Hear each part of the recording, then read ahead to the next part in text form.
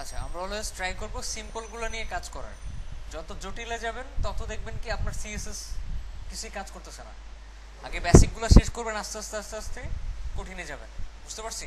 প্রথমেই লাভ দিয়ে কঠিনে চলে গেলে বেসিকটাও ভুলে যাবেন, তখন আর দেখবেন মিলেই না। আচ্ছা, আমরা যে ওয়েবসাইট থেকে ডাউনলোড করছিলাম গত ক্লাসে, ওই ওয়েবসাইটে চলে যাই, ফ্রি বাইজ বাগ।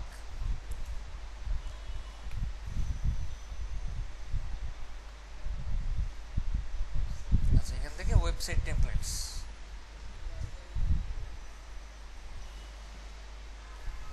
আচ্ছা, এখান থেকে চুজ করেন কোনটা নিয়ে কাজ করবেন। আচ্ছা, সাপোজ ফটো টাইম, ঠিক আছে, এটাতে যান। মোটামুটি সিম্পল আছে, যে মেনু, মাঝখানে কিছু লেখা, পিছনে একটা ব্যাকগ্রাউন্ড ইমেজ, আর এখানে দুটো কলাম। সিম্পল আছে, ঠিক আছে, বাট মনে হচ্ছে একটু কঠিন, কারণ এই যে কেটে গেছে, দেখতেছেন, এই যে হাত কেটে গেছে, তারপরে এই যে মোবাইলটা কেটে গেছে। ওকে,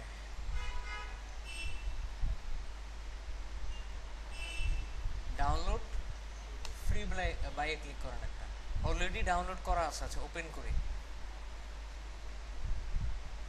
এই হচ্ছে সেই পিএইচডি।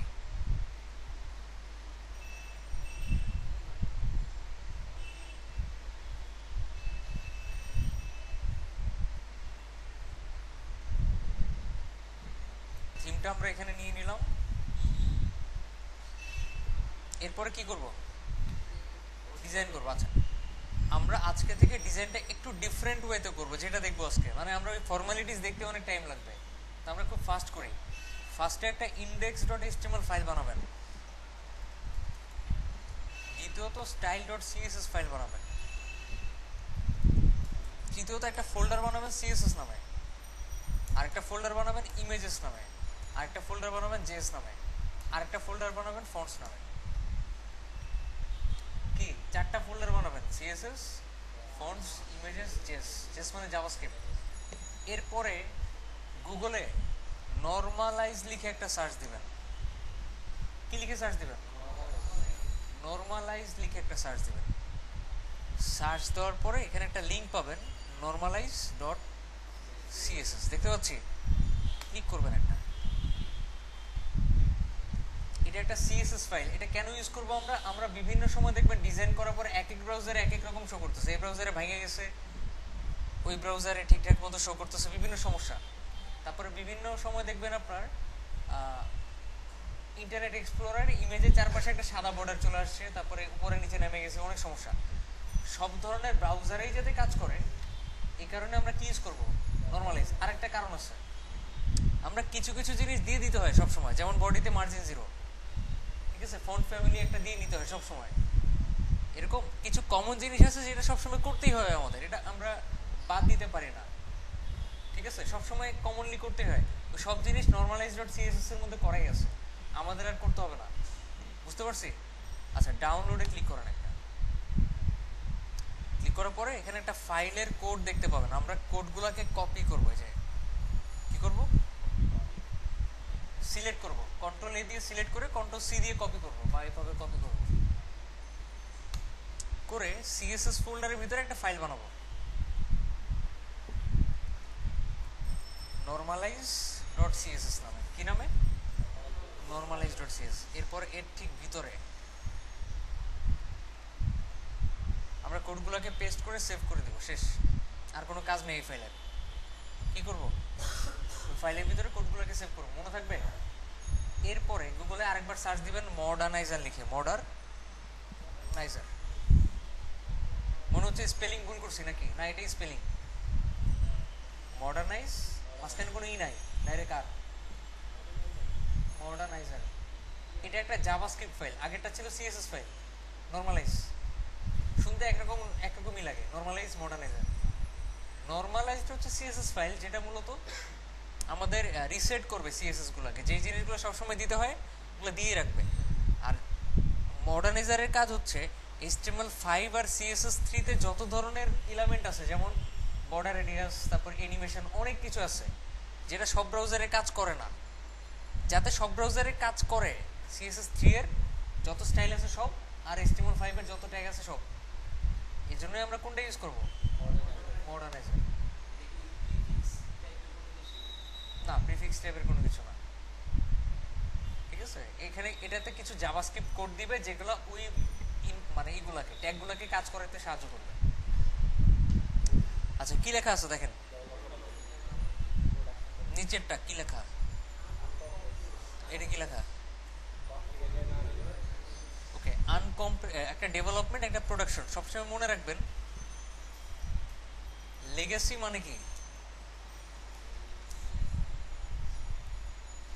লেগেসি মানে কি কেউ বলতে পারবেন না? রাইট, লেগেসি মানে পুরনো। যদি এখানে লেগেসি লেখা থাকে বুঝতে হবে এটা পুরনো ভার্সন। আর যদি স্টেবল বলে, স্টেবল মানে কি, নতুন, ঠিক আছে। মেইন কথা, নতুন ভার্সনও লেগেসি হইতে, সরি পুরনো ভার্সনও স্টেবল হইতে পারে। সেক্ষেত্রে স্টেবল মানে কি, স্টেবল মানে ওইটাই যেটা শেষ পর্যন্ত সবচেয়ে ভালো ভার্সন, সেটাই কি স্টেবল। আর লেগেসি মানে পুরনো ভার্সন, বুঝতে পারছি। আর আরেকটা ব্যাপার, প্রোডাকশন আর হচ্ছে ডেভেলপমেন্ট। প্রোডাকশন বলতে বোঝায় কি, আনকম্প্রেসড ভার্সন। আর ডেভেলপমেন্ট বলতে বোঝায় কম্প্রেসড, সরি প্রোডাকশন বলতে কম্প্রেসড ভার্সন বোঝায়, আর ডেভেলপমেন্ট বলতে বোঝায় আনকম্প্রেসড। কম্প্রেসড আনকম্প্রেসড মানে কি, ফন্টোসন দেখছিলাম, ফন্টোসন মিনিফাইড দেখছিলাম। মিনিফাইড মানে হচ্ছে কম্প্রেসড, মিনিফাইড আর কম্প্রেসড একই জিনিস। আর আনকম্প্রেসড মানে আনমিনিফাইড, যেটা নর্মাল স্ট্রাকচার, কোনো মিনিফাই করা হয়নি। এবার আমরা বলেন যে আমরা কোনটা ইউজ করা উচিত এখানে।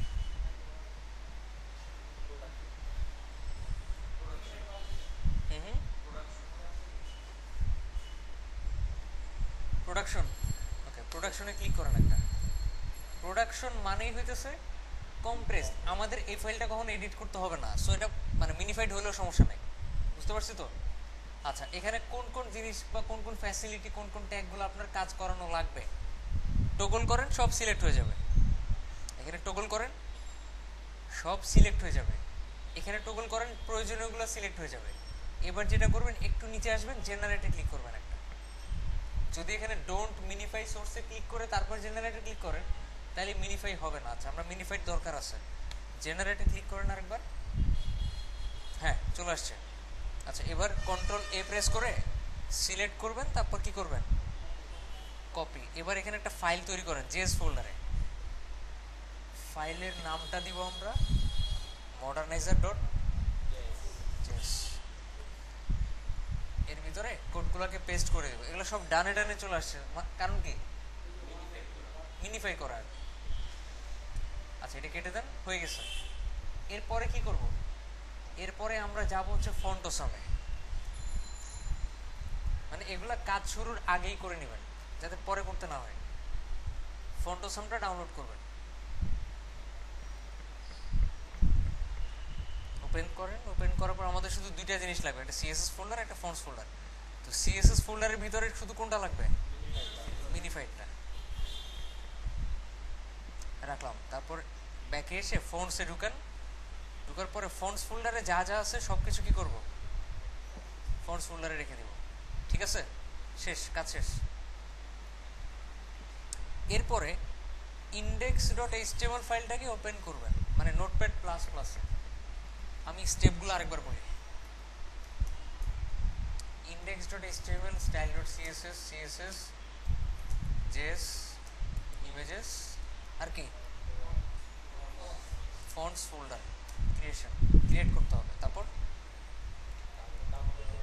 ঠিক আছে, keep normalize.css and font or some css in the css folder.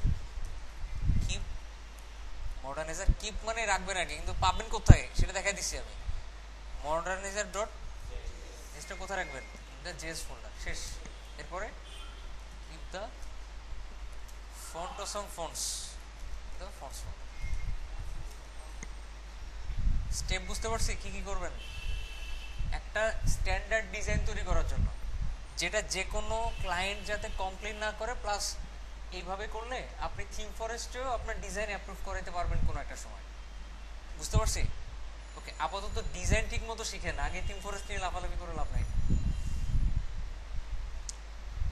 সবসময় অ্যাডভান্সের দিকে চোখ না দিয়ে ছোট ছোট জিনিসে চোখ দিবেন। এই সূক্ষ্ম জিনিসটা আমি পারি কিনা, এই ক্ষুদ্র জিনিসটা আমি কতখানি পারি। সাপোজ ব্যাকগ্রাউন্ড প্রপার্টি, আমরা সবসময় ইউজ করতেছি ব্যাকগ্রাউন্ড ইমেজ। ব্যাকগ্রাউন্ড আসলে কয়টা প্রপার্টি আছে, কোনটা কিভাবে ইউজ করলে কি হয়, সবকিছু ছোট ছোট জিনিস জানতে হবে আমাদেরকে। বিশাল জিনিসে সামান্য জেনে লাভ নাই, সামান্য জিনিসে বিশাল জেনে লাভ আছে। আপনি ধরে নেন বাংলাদেশের যত ভালো প্রোগ্রামার আছে তারা কয়টা প্রোগ্রামিং ল্যাঙ্গুয়েজ জানে লিস্ট করলেন, করে প্রত্যেকটা প্রোগ্রামিং ল্যাঙ্গুয়েজ সম্পর্কে আইডিয়া নিলেন, কোনো লাভ নাই। বাংলাদেশের সবচেয়ে ফালতু প্রোগ্রামারকে, তাকে খুঁজে বের করা সে কোন কোন প্রোগ্রামিং ল্যাঙ্গুয়েজগুলো জানে, তার মধ্যে যে কোনো একটা চুজ করেন, ওই প্রোগ্রামিং ল্যাঙ্গুয়েজটা খুব ভালোভাবে শিখেন, দেখবেন ওদের চেয়ে আপনি ভালো কাজ করতে পারবেন। সো সামান্য জিনিসে ভালো আইডিয়া নেন, বিশাল জিনিসে সামান্য আইডিয়া নিয়ে লাভ নাই। বুঝতে পারছি? এটা ফলো করবেন ওয়েব ডিজাইনে। ওকে, বহুত কিছু বলে ফেলছি, এবার index.html ওপেন করেন। করে এই স্ট্রাকচার নিয়ে আসেন, টাইটেল অ্যাড করেন একটা, সাপোজ আমাদের ডিজাইনের নাম কি, ফটো টাইম, ফটো টাইম। এরপরে সিএসএস ফাইলটা অ্যাড করেন, style.css। এরপরে style.css-টা সবার নিচে রেখা বাকি যে দুটো সিএসএস ফাইল আছে সিএসএস ফোল্ডারের ভিতরে normalize.css, আরেকটার নাম কি সিএসএস ফোল্ডারের ভিতরে font-awesome ডট। আপনি কিছু বলবেন? ও আচ্ছা, রাইট, হ্যাঁ, দুবার করবেন। করে অবশ্যই এটাকে কমেন্টিং করে রাখবেন।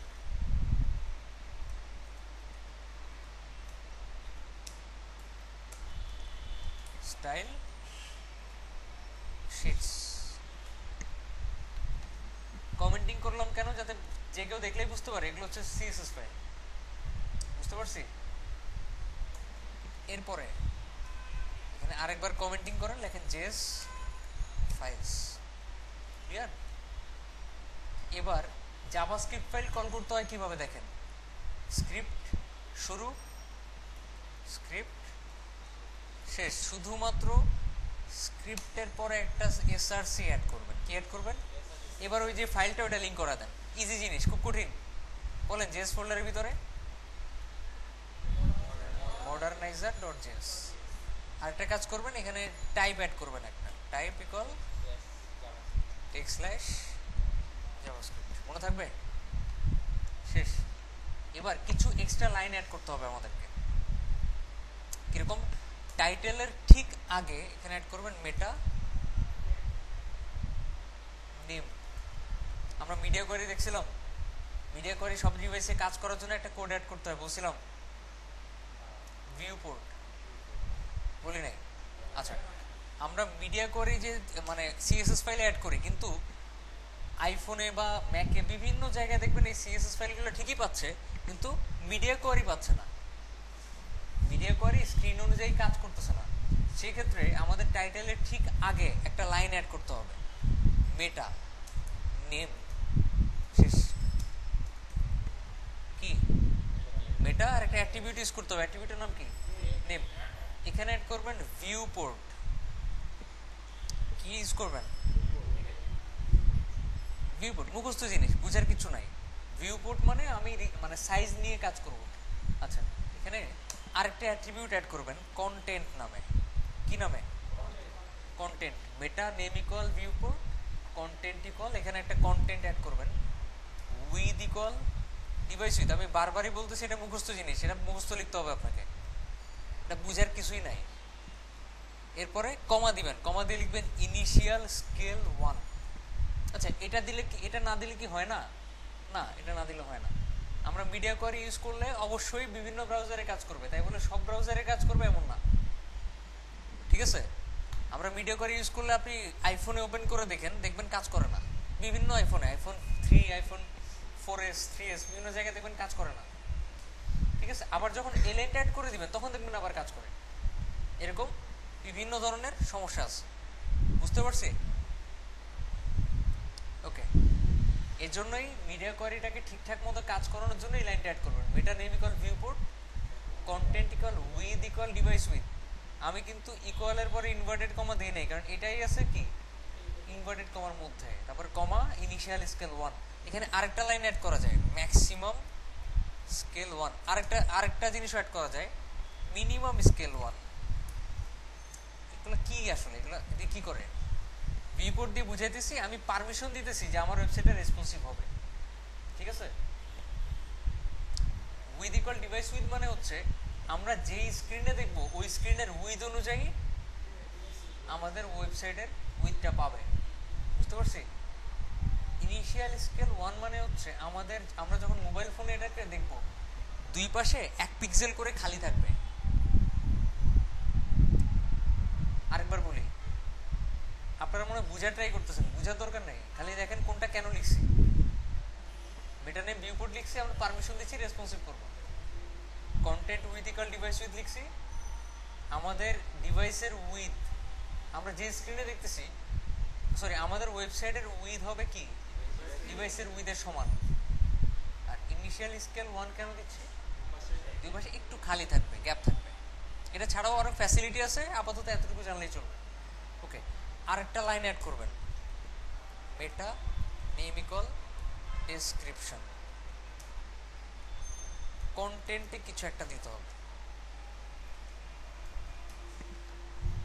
মেটা নেম ইকুয়াল ডেসক্রিপশন। আচ্ছা, এটা কি কাজে লাগে একটু দেখে নিয়ে আসি। আমরা যখন গুগলে কিছু একটা লিখে সার্চ দিই, দেখেন একটা ওয়েবসাইট আসে, আর ওয়েবসাইটের কি আসে, লিঙ্ক আসে। এটা কোত্থেকে আসে? এই লেখাটা কোত্থেকে আসে? ওয়েবসাইটের টাইটেল থেকে। কোত্থেকে? টাইটেল থেকে। আর এই লেখাটা কোত্থেকে আসে? এইটা আসে হচ্ছে মেটা নেম ইকুয়াল ডেসক্রিপশনের কন্টেন্ট থেকে। দেখাই নিয়ে আসি, ভিতরে যান, দেখেন এটা টাইটেল কি, moderniser the feature detection library for HTML5 CSS3। এখানে কি লেখা? সেম। এখানে পেজ সোর্সে যান, গিয়ে দেখেন মেটা নেম ইকুয়াল ডেসক্রিপশন নামে একটা লাইন আছে। কন্টেন্টে কি লেখা? Modernizer is an open source JavaScript library হাবিজাবি। এখানে কি লেখা? একই জিনিস লেখা আছে না? তাহলে এটা কোত্থেকে আসতেছে? এখান থেকে পেজ সোর্সে যান, দেখবেন আরো কিছু লাইন থাকার কথা এখানে।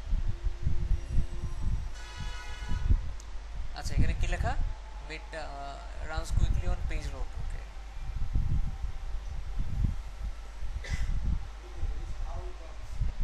এইখান থেকে আসছে। কোত্থেকে? এইখান থেকে। এখান থেকে তো আসার কথা না, একটু চেক করে দেখে আসলে এখান থেকে কেন আসতেছে।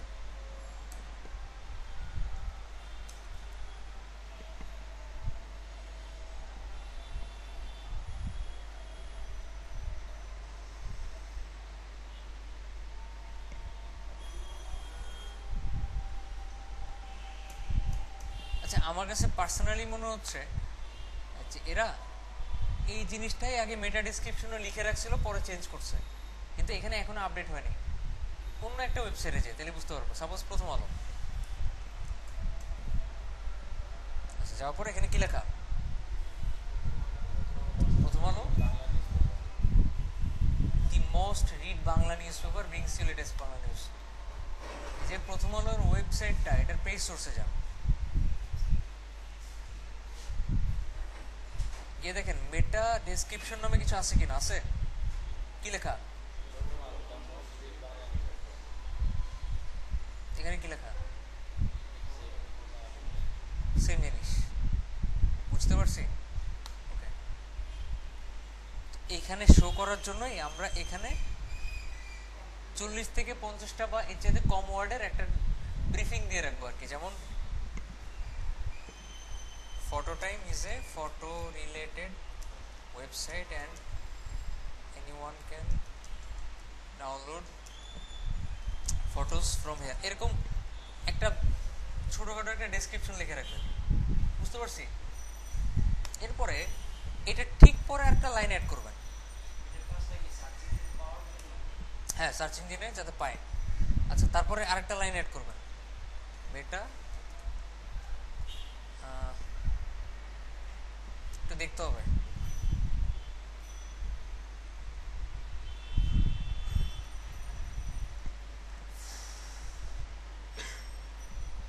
এইচটিটিপি ইকুইভ এক্সইউএ কম্পিটিবল, এটা কপি করতে হবে, মানে কপি করতে হবে, মুখস্থ করতে হবে, আমার মুখস্থ নাই।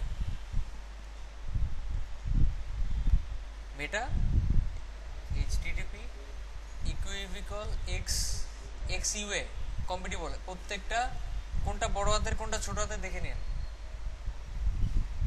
এইচটিটিপি ইকুইভ এক্সইউএ কম্পিটিবল মানে এক্স মানে ক্রস আর কি, ক্রস ব্রাউজার কম্পিটিবল, ইউএ মানে ব্রাউজার, ক্রস ব্রাউজার কম্পিটিবল, কোন কোন ব্রাউজারে সাপোর্ট করবে সেটা এখানে লেখা রাখেন।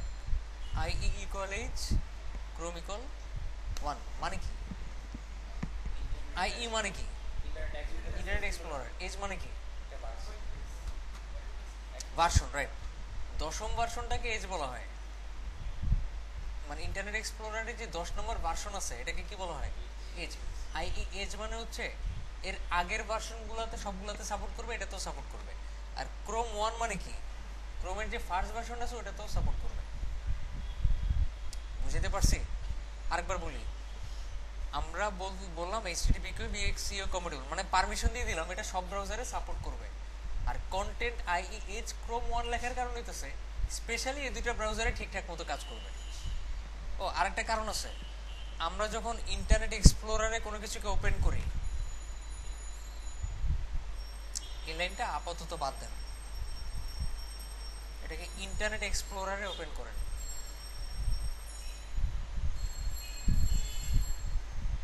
একটু খেয়াল করেন এখানে কি আছে, রিলোডের একটা অপশন, তার বাম পাশে কি আছে, এটা ড্রপ ডাউনের একটা আইকন আছে যেখানে ক্লিক করলে ড্রপ ডাউন নামবে, তাই না? এই তো, কিন্তু আমরা এখানে যদি অনেক ধরনের ট্যাগ ইউজ করি বডির মধ্যে, যেমন হেডার ফুটার মানে বিভিন্ন কিছু, সেক্ষেত্রে দেখবেন এই জায়গার মধ্যে এই আইকনটা আসে না, এখানে একটা ভাঙা আইকন আসবে, যে ওয়েবসাইটটা ভাঙা, একটা ভাঙা আইকন দেখবেন, ইমেজ ভাঙা গেলে যে অবস্থা হয় না, কাটা কাটা মাঝখান দিয়ে মনে হয় যে গলা কেটে ফেলছে কেউ, ওই টাইপের একটা ইমেজ আসবে, মানে বুঝাবে এটা এই ব্রাউজারের জন্য সাপোর্টেড না। এই সমস্যাটা যাতে না হয় সেজন্য আমরা এই লাইনটা অ্যাড করব, কন্টেন্ট ইকুয়াল আইএস, যাতে ওই ইমেজটা কাটা না দেখায়। ক্লায়েন্ট ইন্টারনেট এক্সপ্লোরারে ওপেন করে দেখলে এখানে কেটে গেছে, সে অবশ্যই বুঝবে কিছু না কিছু ঘাপলা আছে, যাতে এই সমস্যাটা না হয় সেজন্যই কি আমরা এই লাইনটা অ্যাড করব। মনে থাকবে, আপনি ইন্টারনেট এক্সপ্লোরার 9 ওপেন করে দেখতেছেন এই সমস্যাটা হচ্ছে, কিন্তু এজ দেওয়ার পরে সলভ হচ্ছে না, আইই 9 লিখবেন। তাহলে আপনি দেখতেছেন ইন্টারনেট এক্সপ্লোরার সবগুলোতে কাজ করে, কিন্তু এইটাই কাজ করে না, কি লিখবেন, আইই 8। এজ লেখার কারণ কি, 10th ভার্সন পর্যন্ত যতগুলো আছে সবগুলোতে সাপোর্ট করবে। বুঝতে সমস্যা হচ্ছে না? ওগুলো লেখা লাগবে না। আচ্ছা, এতটুকু লিখলে হয়ে গেছে, আর কিছু করার দরকার নেই। এটা না লিখলেও চলবে, এটা লাগে না আসলে, শুধু ইন্টারনেট এক্সপ্লোরারের জন্য ঠিক করলেই হয়।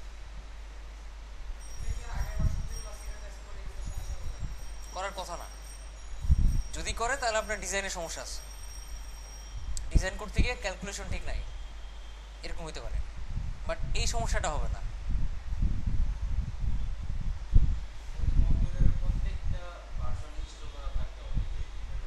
না না, ক্লায়েন্ট হঠাৎ করে আপনাকে বলতেছে তার ইন্টারনেট এক্সপ্লোরার 8-এ এই সমস্যাটা করতেছে, তাকে বলতে হবে তুমি তোমার উইন্ডোজটা আপডেট করো।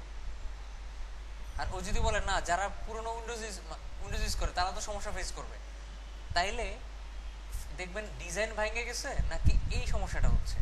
যদি দেখেন ডিজাইন ভেঙে গেছে, ওটা কখনোই আপনার এই কোডগুলোর সমস্যা, ওটা আপনার ডিজাইনের সমস্যা, আপনি ঠিকঠাক মতো ডিজাইন করতে পারেন নাই। বুঝতে পারছি? আর আমরা বেসিক ঠিক মতো না শিখে অ্যাডভান্সে চলে গেলে এই সমস্যাগুলো হবে। আমি অলওয়েজ সবাইকে একই কথা বলি, বেসিক ঠিকঠাক মতো শিখেন, অ্যাডভান্স আপনাকে কেউ দেখাও দেওয়া লাগবে না, আপনি এমনি পারবেন, ঠিক আছে? কিন্তু বেসিক ঠিকঠাক মতো না শিখে অ্যাডভান্স শিখেন, দেখবেন ওই এক ব্রাউজারে ঠিক আছে, আরেক ব্রাউজারে নষ্ট হয়ে গেছে। আচ্ছা, যাই হোক, এতটুকু আমি দিয়ে দিচ্ছি আপনাদেরকে, এটা সবসময় দেখে নেবেন যে কোথায় কি কি ইউজ করতে, তাই বলে এগুলো কপি করে নিয়ে না, আবার আমাদের লিখতে হবে। ঠিক আছে, আমাদের সবসময় লিখে কাজ করতে হবে।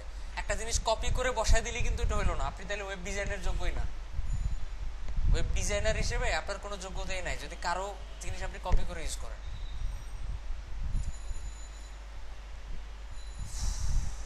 সেগুলোকে কপি করলাম, একটা ফোল্ডার করি রেডিমেড, এই জিনিসগুলো লাগবেই প্রথমে। ঠিক আছে, দেখে নেবেন, তাই বলে কপি করবেন না। আচ্ছা, এবার আমরা কাজ শুরু করতে পারি। বডিতে প্রথমেই দেখেন আমাদের যে ডিজাইনটা আছে এটা কোন ফরম্যাটে আছে, পিএসডি, পিএনজি না জেপিজি?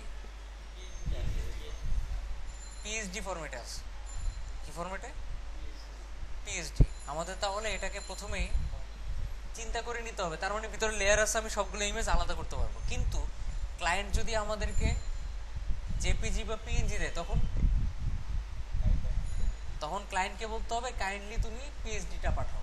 যদি সে বলে আমার কাছে কোনো পিএইচডি নাই, সরি, তাহলে যেটা করতে হবে ইমেজগুলোকে কেটে নিতে হবে, কিংবা তাকে বলতে হবে তুমি একটু ভালো করে দেখো, তোমার এখান থেকে আমি যদি কাইটাও নেই মাঝখানের এগুলো তো থেকে যাবে, তুমি আমাকে ইমেজটা আলাদা করে পাঠাও, তাই যে কোন ইমেজটা আমি এখানে বসাবো। অবশ্যই পাঠাবে, এটা ভাবার কোনো দরকার নেই যে ক্লায়েন্ট হয়তো বলবে এটা ইউজ করো না। তাকে যদি বুঝাইতে পারেন এখানে যদি আমি ইমেজটা কাটি এই লেখাগুলো তো থেকে যাবে, ও তাইলে আপনাকে আলাদা করে একটা ইমেজ পাঠাবে, টেনশনে কিছু নাই। আমরা পিএইচডিটা মূলত কেন কেন চাই? ইমেজগুলোকে আলাদা করার জন্য, অন্য কিছু না। কিন্তু অন্য কিছু আমরা ব্রাউজার ওপেন করে দেখতে পারি কি কোথায় কি লেখা আছে, কোথায় কি কালার আছে, কোনটা কত বড় কোনটা কত ছোট। ঠিক আছে না? আচ্ছা, তো আমরা ফটোশপে ডিজাইনটাকে আগে ওপেন করি।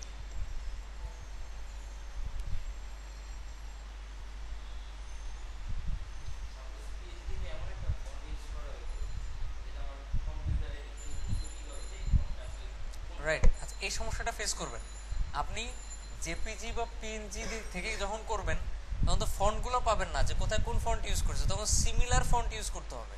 আর যদি ক্লায়েন্ট একটু প্যারা দেয় যে ফন্ট ঠিক নাই, ওরে বলবেন হয় পিএইচডি পাঠাও, আর নাহলে আমার বলো ফন্ট কোনটা ইউজ করা হয়েছে। আর মজার ব্যাপার, সে তো পিএনজি বা জেপিজিটা আকাশ থেকে পায় নাই, তাকে তো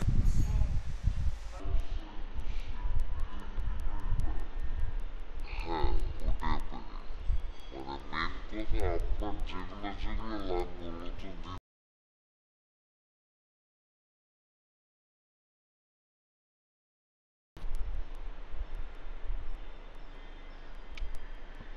ওকে, ফটোশপ দিয়ে আমরা ডিজাইনটাকে ওপেন করি।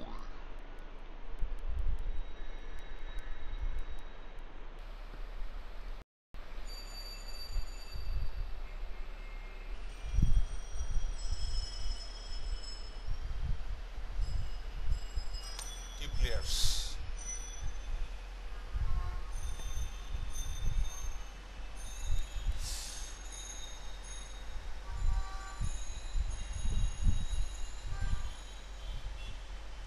আচ্ছা, এটাকে প্রথমে কি করব?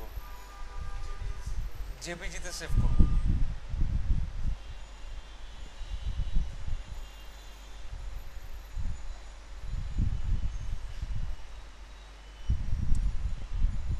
আচ্ছা, ইমেজেসের ভিতরেই সেভ করেন এই নামে ফটোটাইম ডট জেপিজি।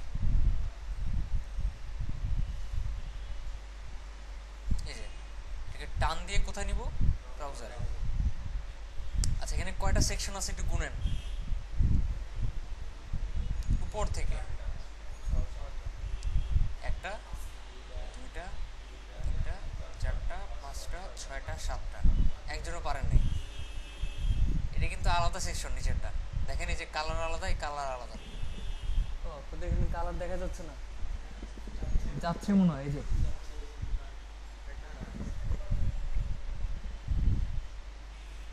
ঠিক আছে, 7টা সেকশন।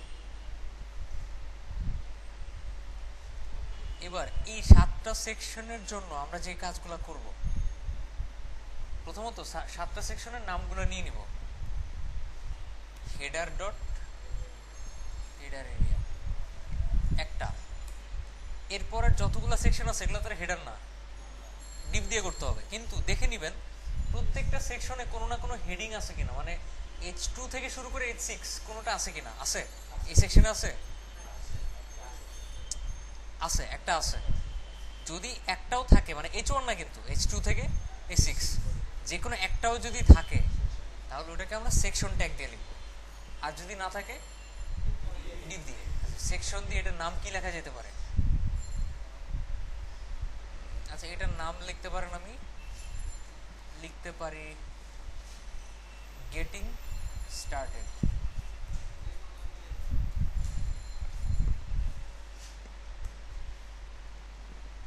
ঠিক আছে, এই সেকশনের নাম কি দিলাম? Getting started.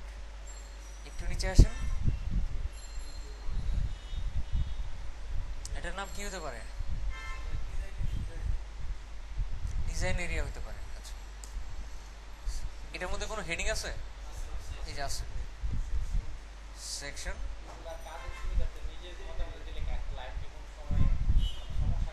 ক্লায়েন্ট কখনো সমস্যা করবে না, আপনি যদি এগুলো ইউজ না করতেন কোনো সমস্যা থাকতো? কোনো সমস্যা নাই। তাহলে এটা কেন ইউজ করতেছি?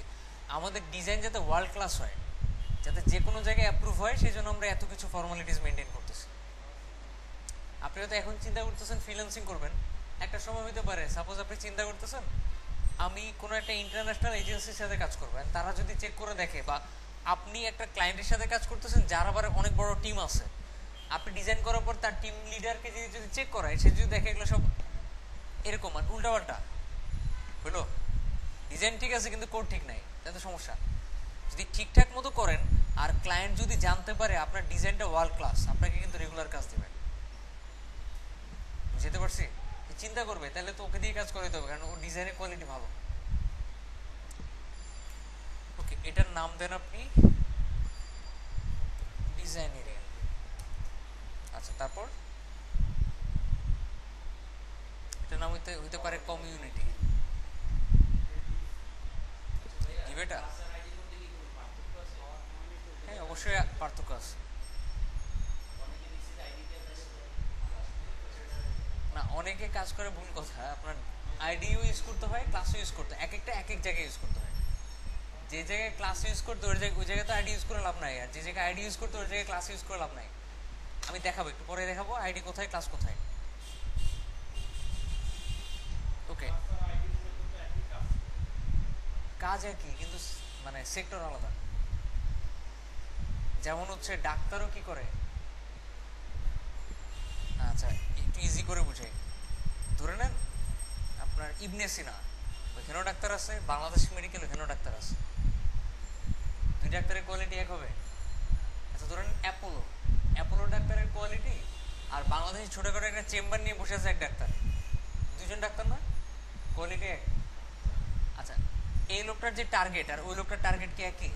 এই লোকটা যে চিকিৎসা করবে ওই লোকটা ওই চিকিৎসা করবে, আবার ওই লোক যে চিকিৎসা করবে এই লোক সেই চিকিৎসা করবে না, কিন্তু দুজনে কিন্তু ডাক্তার। আপনি যদি বলেন ভাই অনেকে দেখতেছি চেম্বারে বসে, আবার অনেকে দেখতেছি অ্যাপোলোতে যায়, এটা ভুল কথা। যার যোগ্যতা আছে সে অ্যাপোলোতে যায়, যার যোগ্যতা নেই সে চেম্বার দিয়ে বসে, ব্যাপারটা এরকম না? আমরা ক্লাস ইউজ করার সময় এর কিছু ফ্যাসিলিটি আছে, এই জন্য ক্লাস ইউজ করি। আইডি ইউজ করার সময় আমাদের ক্লাসের ওই ফ্যাসিলিটিগুলো দরকার নাই, এর জন্য আইডি ইউজ করি। চিন্তা করে দেখেন, আপনাকে যদি দুইটা চান্স দেওয়া হয় বা দুইটা অপশন দেওয়া হয়, অ্যাপোলোতে আপনি ডাক্তারি করেন কিংবা চেম্বার দিয়ে বসেন, কোনটাতে যাবেন? কোনটাতে রেসপেক্ট একটু বেশি? অ্যাপোলোতে, রাইট? তো আমি যদি বলি আপনাকে আইডির চাইতে ক্লাসে ফ্যাসিলিটি বেশি, আইডিতে যা আছে ক্লাসে তাই আছে, কিন্তু ক্লাসে ফ্যাসিলিটিটা একটু বেশি, কোনটা ইউজ করবেন? এর জন্যই আমি সবসময় ক্লাস ইউজ করতেছি। ঠিক আছে, তারপরও আমি একটু পরে বুঝিয়ে দিব যে আসলে আইডিটা কখন ইউজ করতে হয়। ওকে, এটার নাম কি হতে পারে? Community area. আচ্ছা এখানে কোনো হেডিং আছে? আছে, এই যে এটাও সেকশন নেন আর ক্লাসের নাম দেন কমিউনিটি এরিয়া। এটার নাম কি হতে পারে? এখানে কোনো হেডিং আছে? আছে, রাইট। তো এটাও সেকশনের মধ্যে রাখেন, নাম দেন সাবস্ক্রাইব এরিয়া। এরপর এটার নাম কি হতে পারে? আচ্ছা download area, section dot download area. এখানে কিন্তু হেডিং আছে। আচ্ছা, এটার নাম কি হতে পারে? ফুটার এরিয়া। কিন্তু এটা কোন ট্যাগের মধ্যে হবে? ফুটার ট্যাগের মধ্যে। ওয়েবসাইটের একদম নিচের সেকশনটা ফুটার ট্যাগের মধ্যে হয়। বুঝতে পারছি? আচ্ছা, এতটুকু করবেন, স্টেপগুলো ফলো করেন, যেন তেন ভাবে করলেই হবে না। এরপরে হেডার এরিয়ার আগে কমেন্ট করে লিখবেন, ঠিক আছে? হেডার বা স্টার্ট অফ হেডার এরিয়া, ঠিক আছে? অন্যভাবেও লিখতে পারেন, হেডার এরিয়া স্টার্টস। শুরু হয়েছে এখানে, এখানে কি লিখবেন? হেডার এরিয়া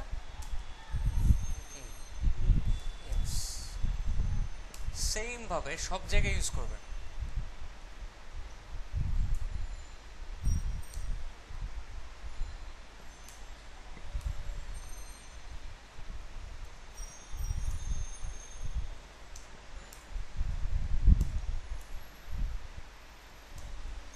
আচ্ছা, header area starts, header area ends, তারপরেটার নাম কি?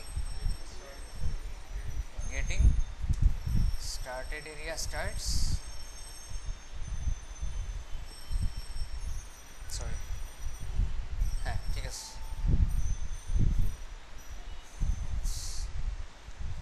তারপর আবার কি? Design area. এগুলো একটু গ্যাপ গ্যাপ করে করবেন। এখানে শেষ তো, এখানেও শেষ, এখানেও শেষ, এখানেও শেষ, এখানেও শেষ, এখানেও শেষ। বুঝতে পারছি তো?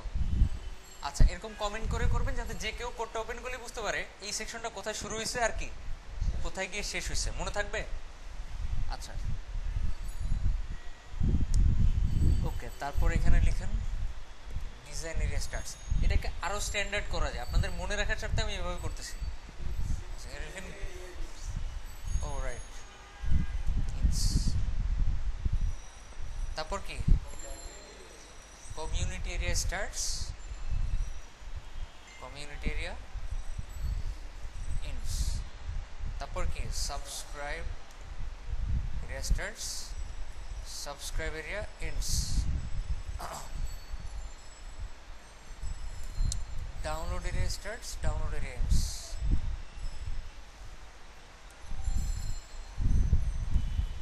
ফুটার এরিয়া স্টার্টস,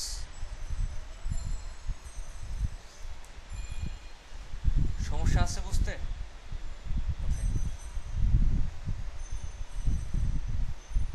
এতটুকু করলাম, করার পরে এবার একটা একটা করে কাজ শুরু করতে পারেন আপনি।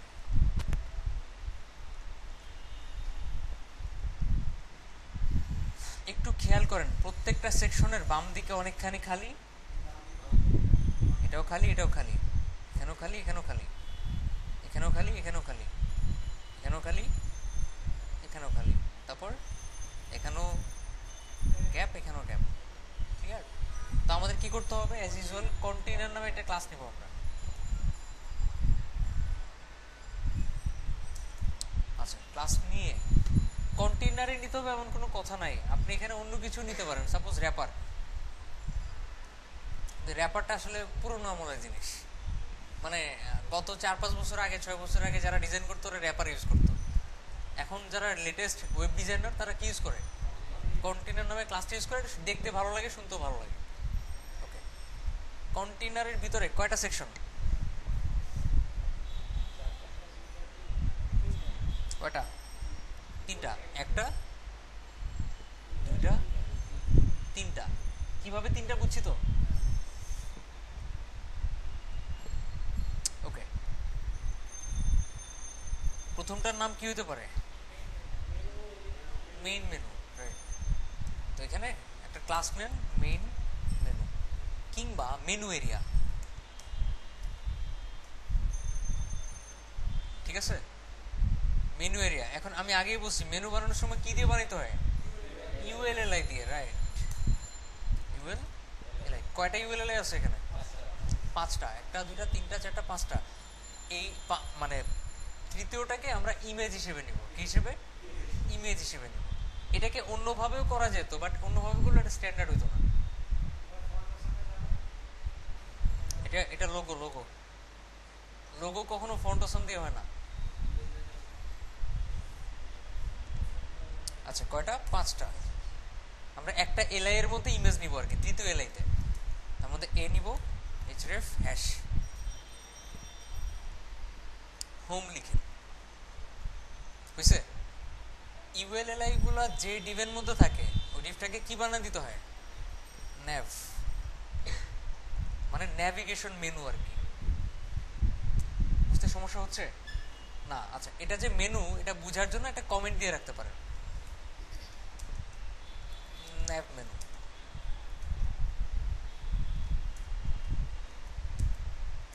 Nav menu ends. কারো কোনো কনফিউশন আছে?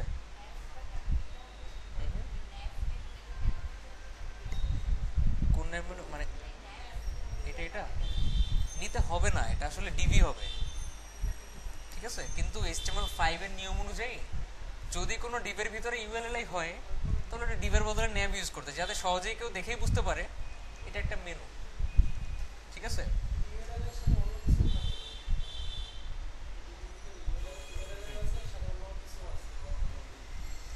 ইউএলএলআই এর সাথে অন্য কিছু হয় না। যদি বলেন ইউএলএলআই এর ভিতরে অন্য কিছু, তাহলে অবশ্যই এলআই এর ভিতরে হইতে হবে। আপনি এখানে এলআই এর বাইরে একটা ইমেজ ইউজ করতে পারবেন না, তো লজিক্যাল না।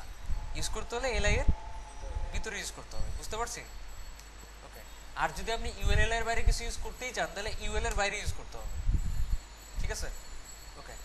আচ্ছা এটা ইউজ করতেই হবে এমন কোনো কথা নেই, এটা হচ্ছে জাস্ট ফর্মালিটিজ আর কি। যেরকম আমি এখানে ডিবি ইউজ করলে হইতো, কিন্তু কি ইউজ করলাম?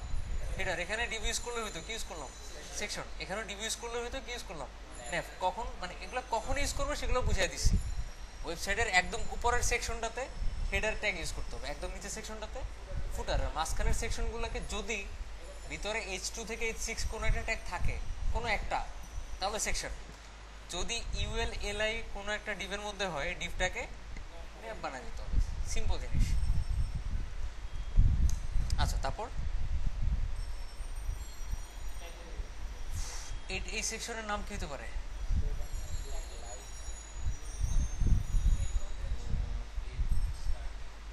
আচ্ছা এটার নাম দিতে পারেন আপনি কল টু অ্যাকশন। কিন্তু মনে রাখবেন 3টা ওয়ার্ডকে সমন্বয় করে একটা ক্লাস বানানোর দরকার নেই, অন্য কিছু দেন।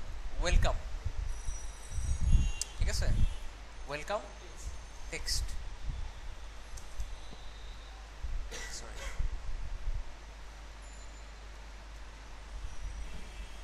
এরকম একটা ক্লাস নিলাম, একটা কাজ করতে পারেন এখানেও মানে কমেন্ট দিয়ে রাখতে পারেন যে ওয়েলকাম টেক্সট স্টার্ট হিয়ার। দরকার নেই, কারণ এটা খুব একটা ইম্পর্টেন্ট সেকশন না, মেনুটা ইম্পর্টেন্ট। আচ্ছা মেনুটা এখনো কমপ্লিট করিনি আমরা। ফার্স্টে হোম, পরে ফটো অ্যাপ, ফটো অ্যাপ, তারপর ডিজাইন ডাউনলোড,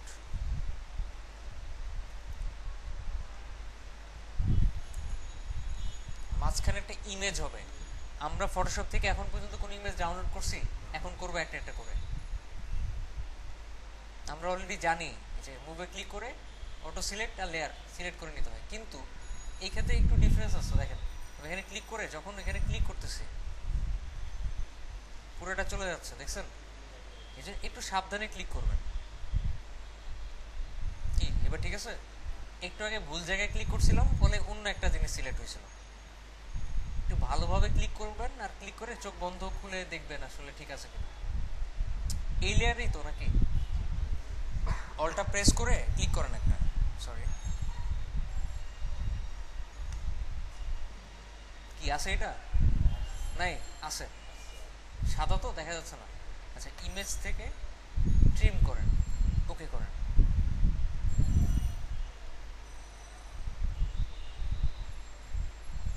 দেখা যাচ্ছে না কিন্তু আছে। সেভ ফর ওয়েবে ক্লিক করেন একটা, ক্লিক করে এবার দেখেন আছে কিনা।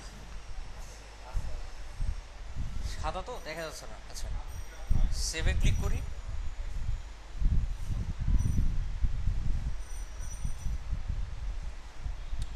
ইমেজেস এটাকে লোগো নামে সেভ করেন। হিস্টোরিটা এখানে চলে আসে সামাও। আচ্ছা এখানে ক্লিক করি, তারপর আর কি কি ইমেজ আছে? এটা তো ইমেজ নাকি? ক্লিক করেন একটা, ওকে, অলটা প্রেস করে ক্লিক করেন, ইমেজ থেকে ট্রিম, ওকে, কি প্লেয়ার্স,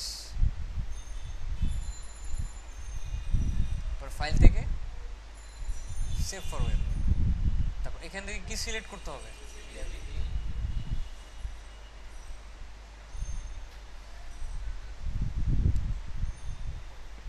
জেপিজি সিলেক্ট করতে হবে। এরপরে সেভে ক্লিক করবেন একটা, এখান থেকে হেডার বিজি নামে সেভ করেন ইমেজটাকে, মানে হেডার ব্যাকগ্রাউন্ড।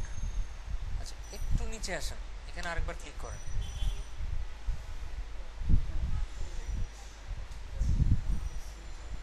কি সিলেক্ট হয়েছে?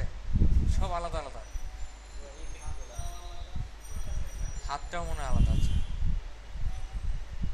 এটা দিলে পুরোটাই চলে যাচ্ছে, তাহলে আলাদা কেমনে করবো? দেখছেন সবগুলো লেয়ার আলাদা।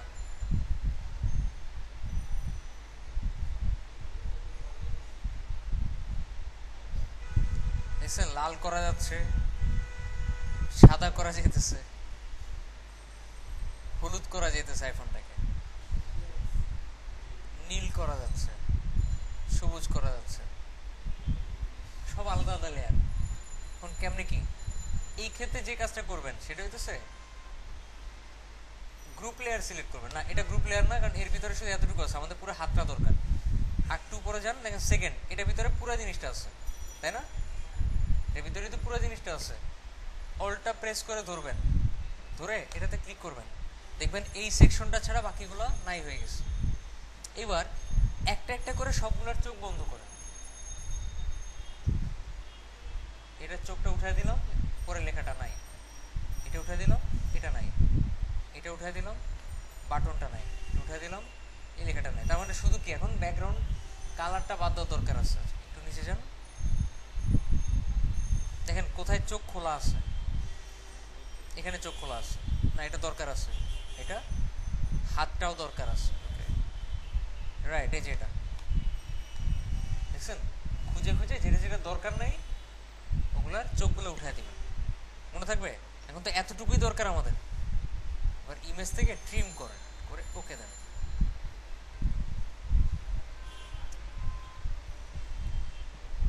কি আসছে? এবার ফাইল থেকে সেভ ফর ওয়েব, এখান থেকে PNG 24 সিলেক্ট করেন যাতে ট্রান্সপারেন্সিটা থাকে, এটাকে হ্যান্ড নামে সেভ করেন।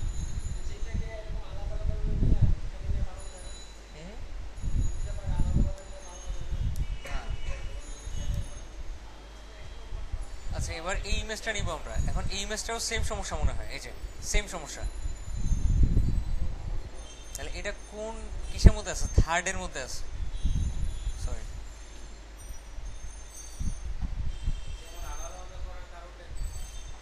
ও রাইট, না থার্ডের মধ্যে না। এটা কি আলাদা করার কারণ হচ্ছে, মানে অনেকে হইতে পারে আপনি এই কালারটা চেঞ্জ করতে চাচ্ছেন, ঠিক আছে? কি করতে চাচ্ছেন? আপনি কালারটা চেঞ্জ করতে চাচ্ছেন, তাহলে এই লেয়ারটা সিলেক্ট করে রাইট ক্লিক করে এখানে অনেকগুলো অপশন আছে যার মাধ্যমে আপনি শুধু এই কালারটা চেঞ্জ করতে পারবেন। যদি পুরোটাই একটা লেয়ার হয় তাহলে শুধু এই কালারটা চেঞ্জ করা যাবে, এই জন্য সব আলাদা করে দিছে। যেমন এটা এই লেয়ারগুলো আলাদা করছে, কারণ আমাদের ওয়েবসাইটে যদি আমি নীল কালারের আইফোন শো করতে চাই তাহলে এই লেয়ারটা লাগবে, হলুদ কালারের হইলে ওই লেয়ারটা লাগবে, এই জন্য লেয়ার আলাদা করে দেয়। আচ্ছা আমরা এটাকে আলাদা করে ফেলি,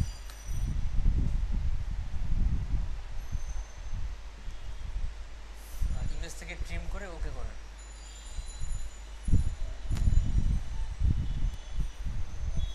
ফাইল থেকে save for web, save mobile, এরপর এই ইমেজগুলা, এগুলা কি ইমেজ? ফন্টোসন। আচ্ছা এটাও কিন্তু একটা ইমেজ।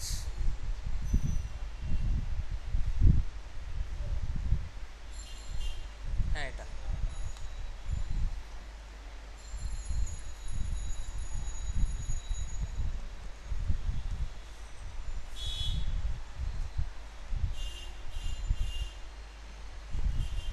এটা রাখি লোগো গ্রিন নামে।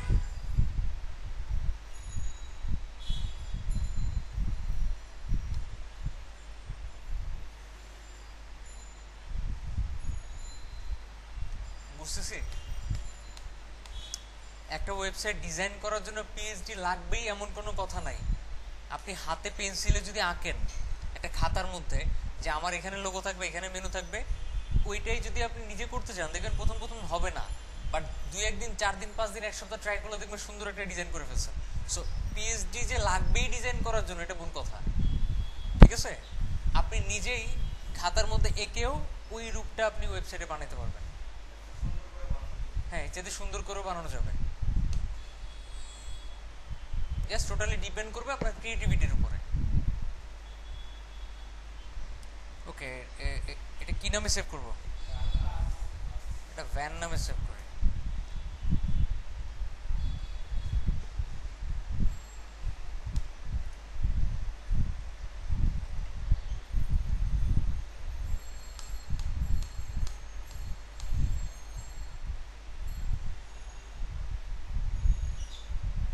জেপিজিতে সেভ করবো তাই না? আগেটা ভুলে পিএনজিতে সেভ করে ফেলছি। আচ্ছা, এটা লিফ নামে সেভ করা, মানে পাতা। একটা ব্যাকগ্রাউন্ড ইমেজ তো নাকি? ক্লিক করেন,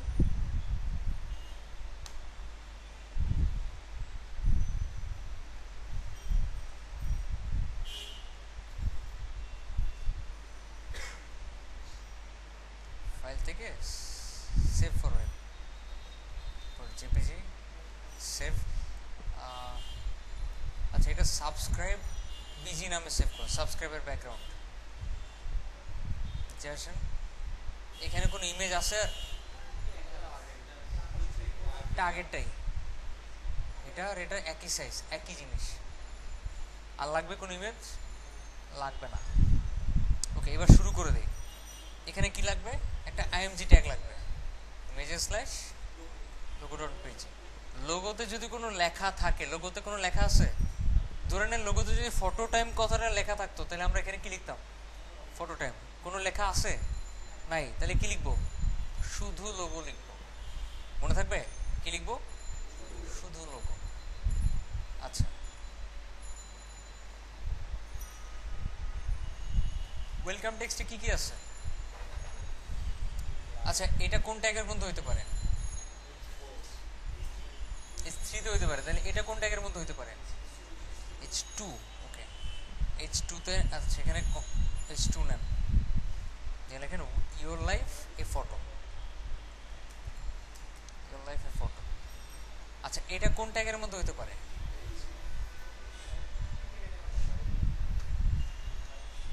ওয়েবসাইটের নর্মাল ফন্টের চাইতে যদি বড় হয় তাহলে পিতে নেওয়া যাবে না। এই ফন্ট আর ওয়েবসাইটের নর্মাল ফন্ট একই সাইজের, দেখেন তো সাইজ এক কিনা। এটা পিতে নিবে বুঝাই যাচ্ছে, এগুলো যে পিতে নিব সেটা বুঝাই যাচ্ছে, কিন্তু এই সাইজ আর এটার সাইজ একই, তাহলে পিতে নেওয়া যাবে না। তাহলে কিসে নিবেন? কোনো একটা হেডিং এ নিতে হবে আমাদেরকে। আচ্ছা, H6 এ না নিয়ে H5 এ নেন, H5।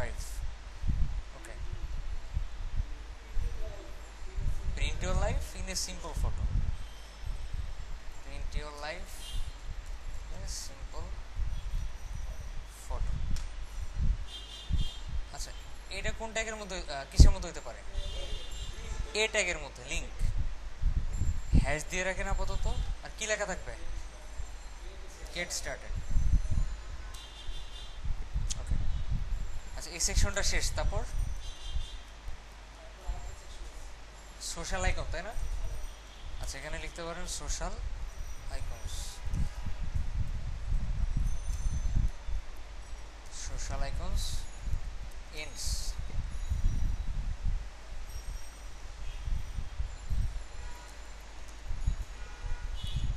এর ভিতরে লিখেন নেভ, তার ভিতরে ইউএল। এটাও কিন্তু পাশাপাশি, এর জন্য কি দিয়ে করব? ইউএল দিয়ে করব, প্লাস নেভের মধ্যে রাখবো ইউএল। কয়টা? 3টা। প্রত্যেকটা এলআই এর মধ্যে কি থাকবে? এ থাকবে, প্রত্যেকটা এতে হ্যাশ থাকবে। প্রত্যেকটা লিংকের ভিতরে আবার কি থাকবে? আইকন থাকবে, আই এফ এ এফ এ ফার্স্টে টুইটার আছে, পরেরটার নাম কি জানেন না? আচ্ছা আচ্ছা, ধরে নেন আমিও জানি না, খুঁজবেন কিভাবে? আমি যেদিন ফন্টসম দেখেছিলাম ওই দিন বলছিলাম সবগুলো ফন্টটাকে একবার হলেও দেখে রেখেন। দেখেন নাই মনে হয়? দেখলে মনে থাকার কথা। নামটা কি?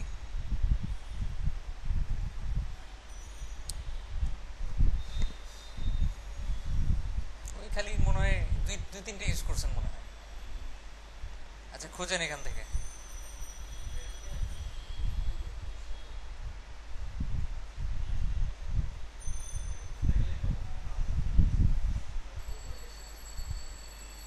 এইখানে থাকতে পারে, আমি অলরেডি কাজ করছি এই জন্য আমি জানি এগুলো ব্র্যান্ড আইকনে থাকতে পারে, যেহেতু সোশ্যাল মিডিয়া আপনি ইউজ করেন নাই, সো আপনি জানেন না এগুলো ব্র্যান্ড আইকনে থাকে না কই থাকে।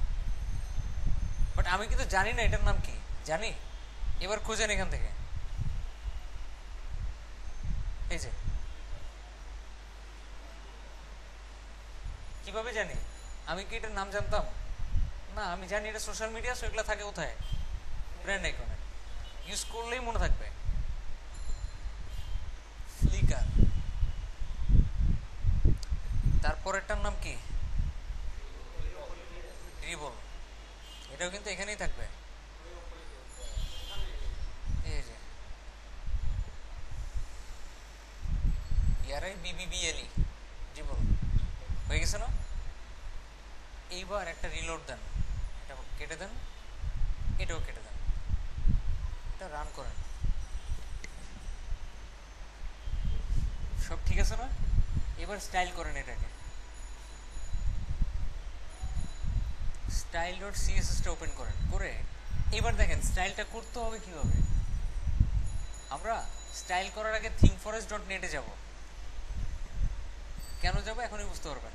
এখান থেকে HTML টেমপ্লেট থেকে যে কোনো একটা টেমপ্লেটে যাবেন। সাপোজ আমি ক্রিয়েটিভে গিয়ে একটা ক্রিয়েটিভ টেমপ্লেটের ভিতরে ঢুকি, suppose blink parallax one page HTML template, তারপরে ক্লিক করেন একটা, যে কোনো একটা টেমপ্লেটে যাবেন।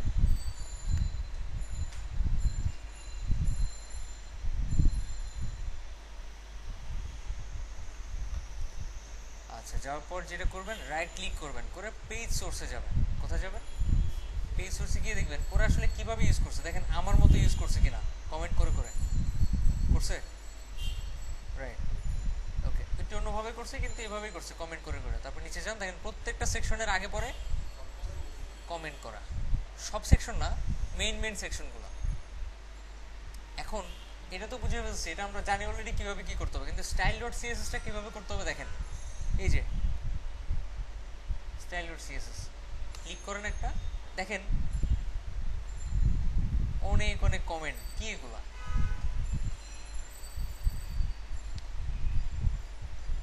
কি এগুলা?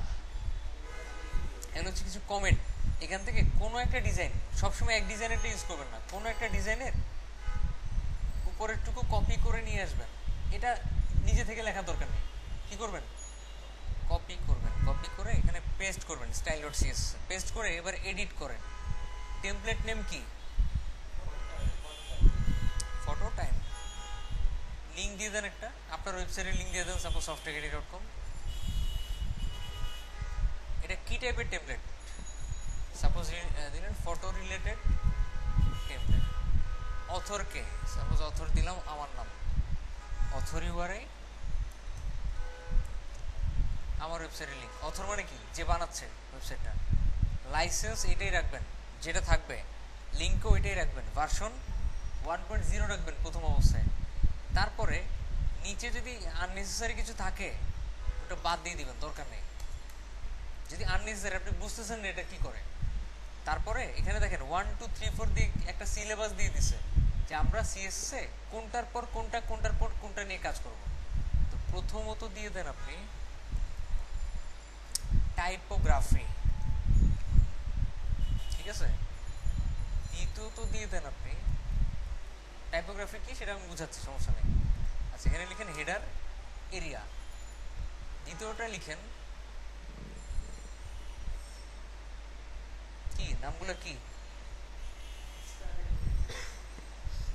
Header, getting started, design. Getting started, design area, তারপর কমিউনিটি এরিয়া, সাবস্ক্রাইব এরিয়া।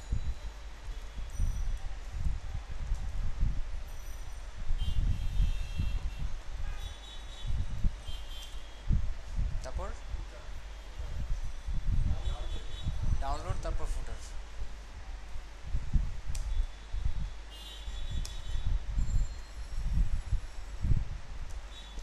এইবার আপনি হেডার এরিয়ার ভিতরে আবার বলতে পারেন 2.1, মানে এরকম দিতে পারেন, ভিতরে ঢুকে দিতে পারেন 2.1 মেনু এরিয়া, তারপর 2.2 ওয়েলকাম টেক্সট, তারপর 2.3 সোশ্যাল মিডিয়া। এভাবে সাজাবেন সিলেবাসটা। হ্যাঁ, এরপর নিচে গিয়ে এখানে যা আজেরা জিনিসপত্র লেখা আছে বাদ দিয়ে দেন, এতটুকু হইলেই চলবে। এই স্ট্রাকচারটা ফলো করবেন, মনে থাকবে। এরপরে প্রথমে সিলেবাসে কি লেখা আছে? টাইপোগ্রাফি। আচ্ছা, এবার এইভাবে লেখেন,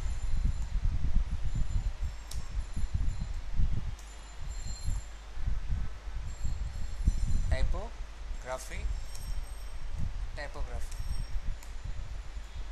আমি যদিও সুন্দর করে লিখি নাই, বাট আমি এটাই বোঝানোর ট্রাই করলাম। একটা কমেন্টের মধ্যে লিখবেন যে আপনি টাইপোগ্রাফি নিয়ে কাজ করতেছেন 1.0। ওরা কিভাবে করছে দেখেন, ওরা এইভাবে করছে, চারদিকে এরকম একটা দাগ দিছে, তারপর মাঝখানে লিখছে। আমরা এইভাবে না করে অন্যভাবে করি।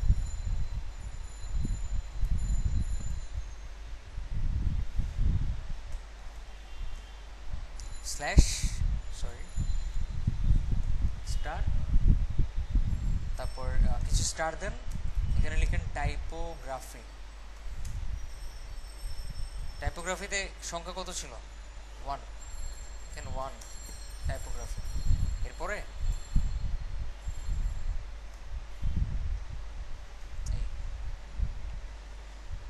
বুঝতে পারছি, কমেন্ট করে দিলাম। সিএসএস কমেন্ট করতে পারি তো নাকি? কমেন্ট করে কিভাবে? সাপোজ আমি ভালো আছি, কমেন্ট করবো কেমনে? স্ল্যাশ স্টার, তারপর স্টার স্ল্যাশ, এভাবে শেষ করতে হয়। আচ্ছা, এভাবে ভালো লাগতেছে না তো, তাহলে আমি একটু উপরে উঠে দিই। এভাবে করলেও হয়, সমস্যা নেই। টাইপোগ্রাফি বলতে বোঝায় প্রত্যেকটা টেক্সটের ফন্ট কি হবে, ফন্টের সাইজ কি হবে, তারপরে হচ্ছে আপনার ফন্টের নাম কি হবে, লাইন হাইট কতটুকু হবে, লেটার স্পেসিং কতটুকু হবে, লেখাগুলা বড় হবে না ছোট হবে, এই জিনিসগুলোই কি টাইপোগ্রাফি। প্রথমেই দিয়ে দেন বডি,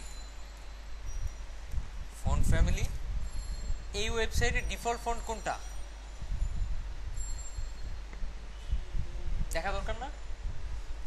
দেখবেন কিভাবে, একদম পি গুলাতে ক্লিক করবেন, টাইপ টুল থেকে যেগুলো পি দিয়ে করতে হবে আমাদেরকে, নর্মাল টেক্সট যেগুলো, ওগুলোর যে কোনো একটাতে ক্লিক করবেন, করে দেখেন কি লেখা, the following fonts are missing. কোন ফন্ট?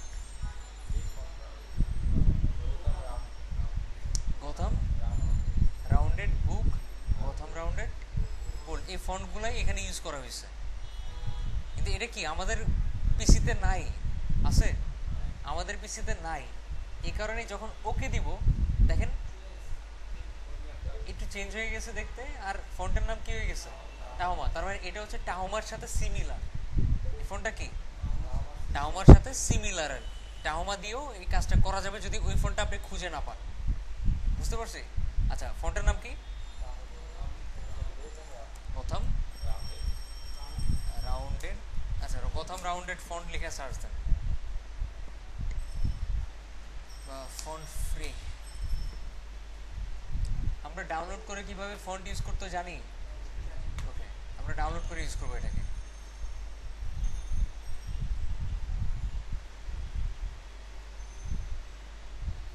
এই যে ডাউনলোড, আমাকে কি ফরম্যাটে দিছে ফন্টটা?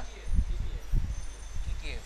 আমরা অন্য একটা ফরম্যাটে ডাউনলোড করার ট্রাই করি, অন্য জায়গা থেকে।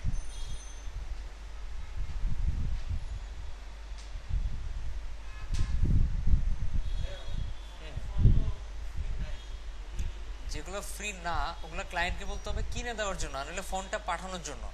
যে ডিজাইনটা করছে তার পিসিতে কিন্তু ফোনটা আছে না, তাকে বলতে হবে তুমি ফোনটা পাঠাও।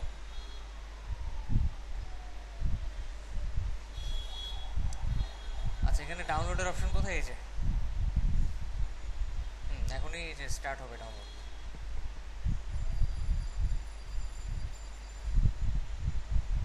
ঠিক আছে, ডাউনলোড করলাম। এবার আমরা কি টিটিএফ ফরম্যাটে এটাকে ইউজ করতে পারবো? না, আমাদের কনভার্ট করে নিতে হবে। লিখেন TTF to WFF, convert TTF to WOFF, WOFF এই ফরম্যাটে কনভার্ট করবো এখন। এটা প্রথমে ইউজ করে নিতে আগে দেখেছিলাম, গথাম রাউন্ডেড বুক।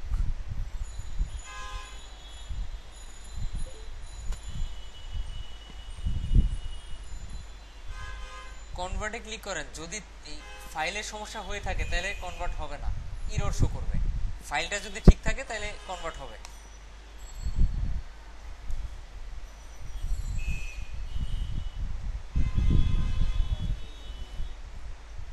হ্যাঁ, ডাউনলোড করতে দিতেছে, কিন্তু আমার মনে হচ্ছে না এটা ডাউনলোড হবে। কারণ একটু খেয়াল করেন, সাইজ দেখাচ্ছে এখানে সম্ভবত এরর শো করবে। এই যে এরর শো করে। আচ্ছা, আমি একটা কাজ করি, আমি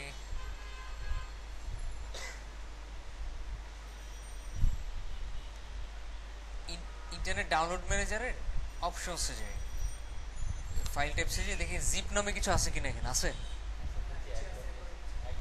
এটা বাদ দিয়ে দেন, যাতে জিপ ফরম্যাটে কিছু ডাউনলোড না হইতে পারে।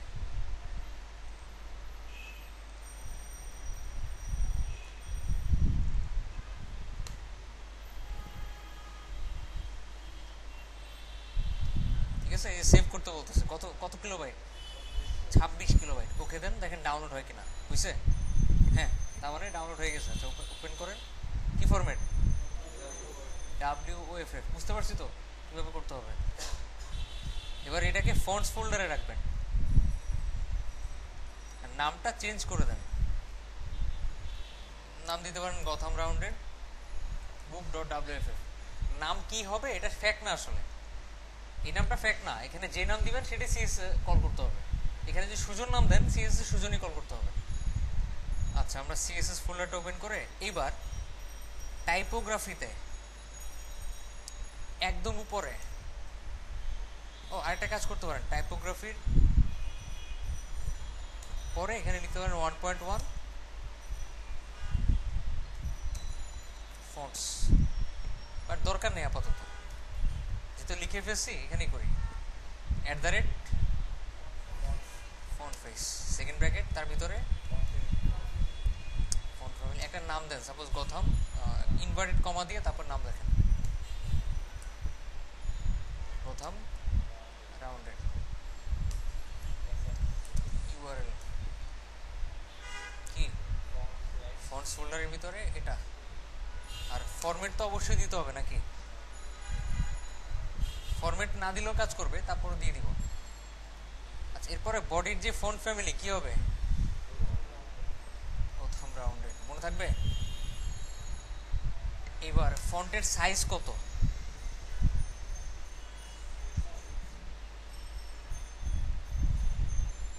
6 pt। এরকম তো হওয়ার কথা না।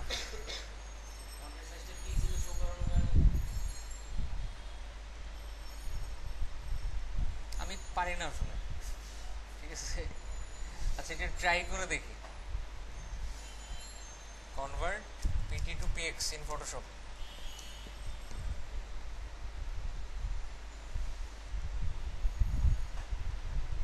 যে অনেকেই আমাদের মতো প্রবলেম ফেস করছে।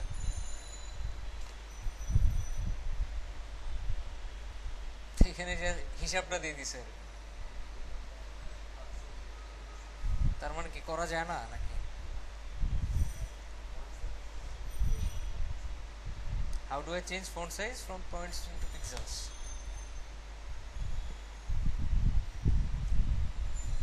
See my reply here in original thread.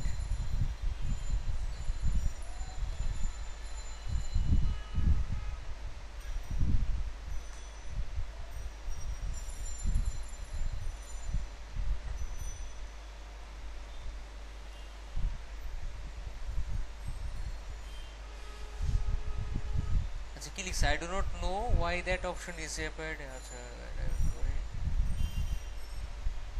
1 point equal 1 pixel as long as you do not change the size of the points.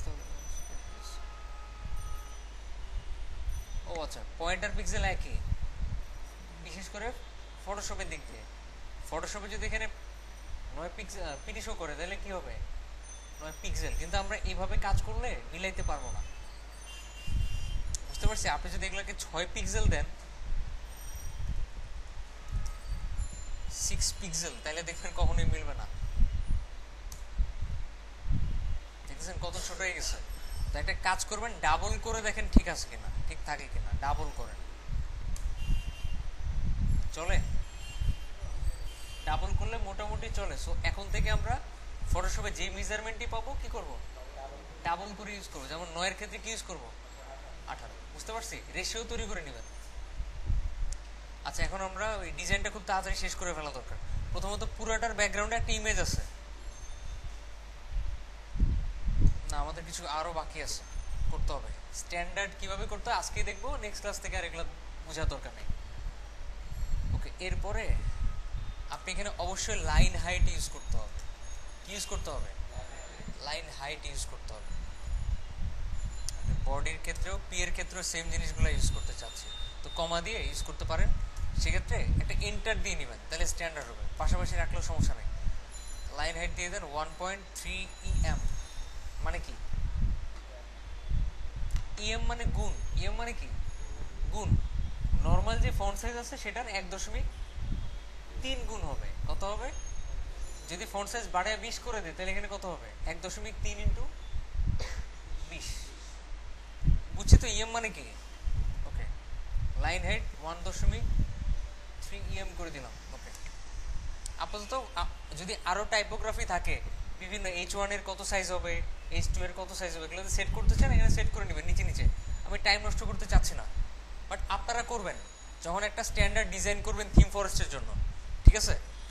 ওকে, সেকেন্ডটার নাম কি? বুঝি নাই। মার্জিন প্যাডিং টাইপোগ্রাফির মধ্যে পড়ে না। ফন্ট ফন্ট লেখার সাথে রিলেটেড যা কিছু সবই টাইপোগ্রাফি। লেখার সাথে, লেখার সাইজ, লেখার কালার, লেখার ফন্ট, লেখার লাইন হাইট, এগুলোই কি টাইপোগ্রাফি, মানে যা টাইপ করা যায়। ওকে,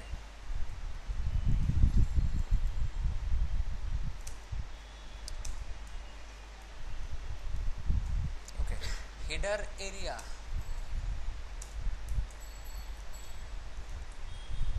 ব্যাকগ্রাউন্ড ইমেজ কত?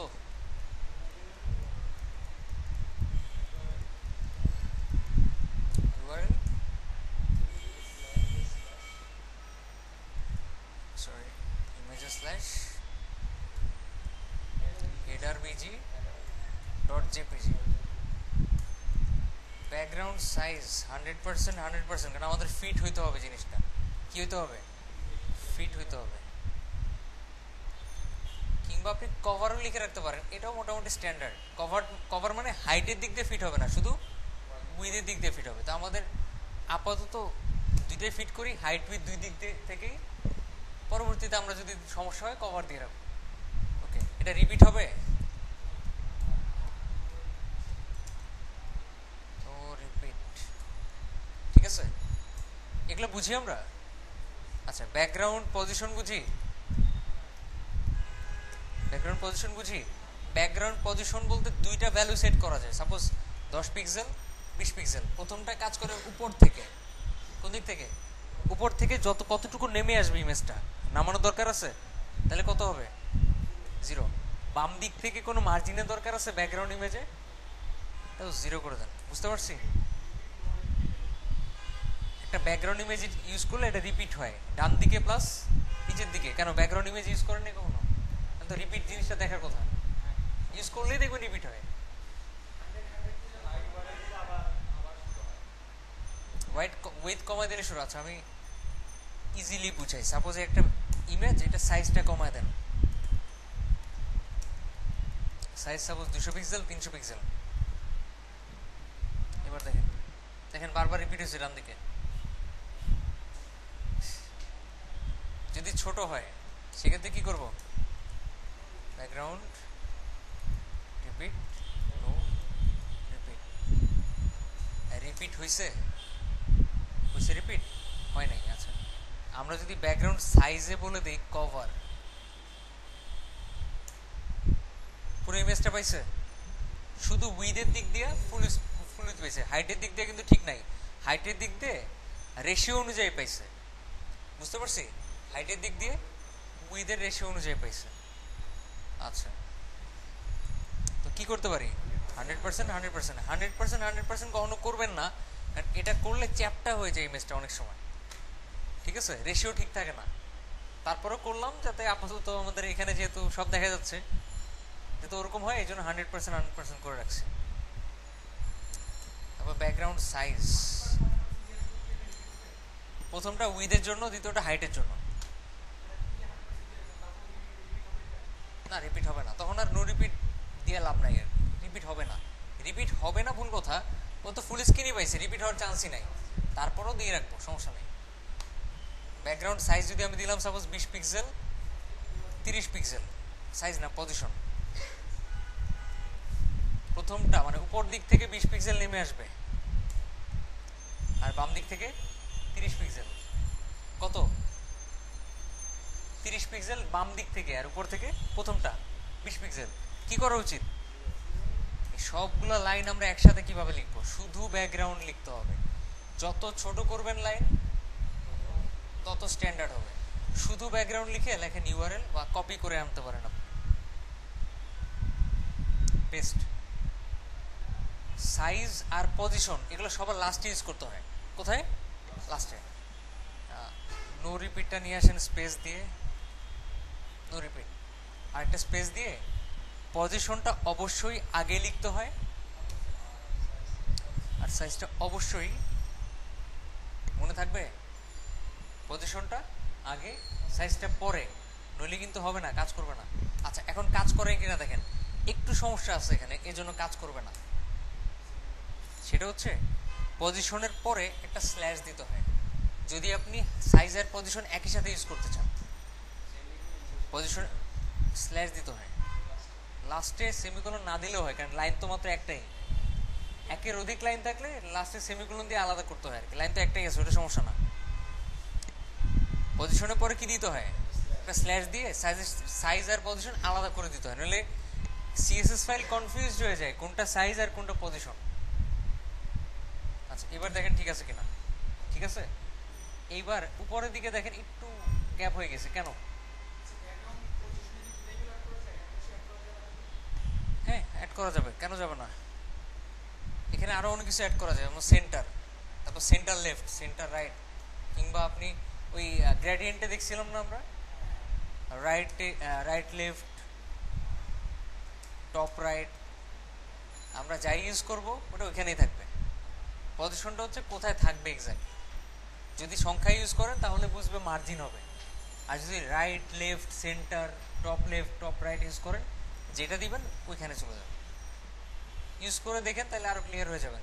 আচ্ছা, আমরা 0 0 দিয়ে রাখি আপাতত।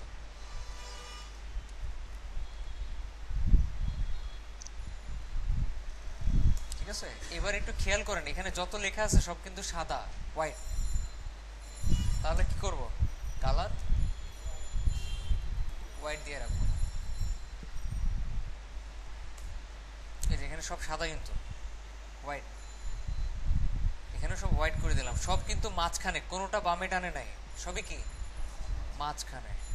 তাহলে কি করবেন, টেক্সট অ্যালাইন সেন্টার করবেন, এই তো। এবার মেনুগুলাকে ঠিক করেন,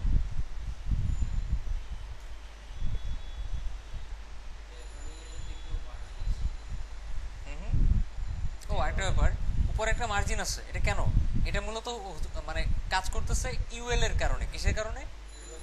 ইউএল এর কারণে। ইউএলটা উপরে মার্জিন তৈরি করে আমরা আগেই দেখছি, ওটা বাইরে গিয়ে সমস্যা করতেছে। আমি চাচ্ছি বাইরে গিয়ে যাতে মার্জিন তৈরি না করে, ভিতরেই যাতে মার্জিনটা থাকে, বাইরে যাতে না যেতে পারে। এখানে কি করবো তাহলে, চারদিকে আটকায় দেন, যাতে ভিতরে কিছু বাইরে গিয়ে সমস্যা করতে না পারে। কি ঠিক আছে এখন? এবার এগুলাকে পাশাপাশি আনবো কিভাবে?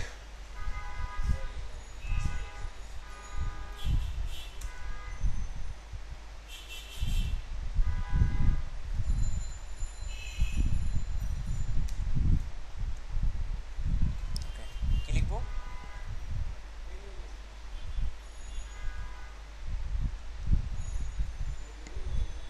মেনু এরিয়া ইউএল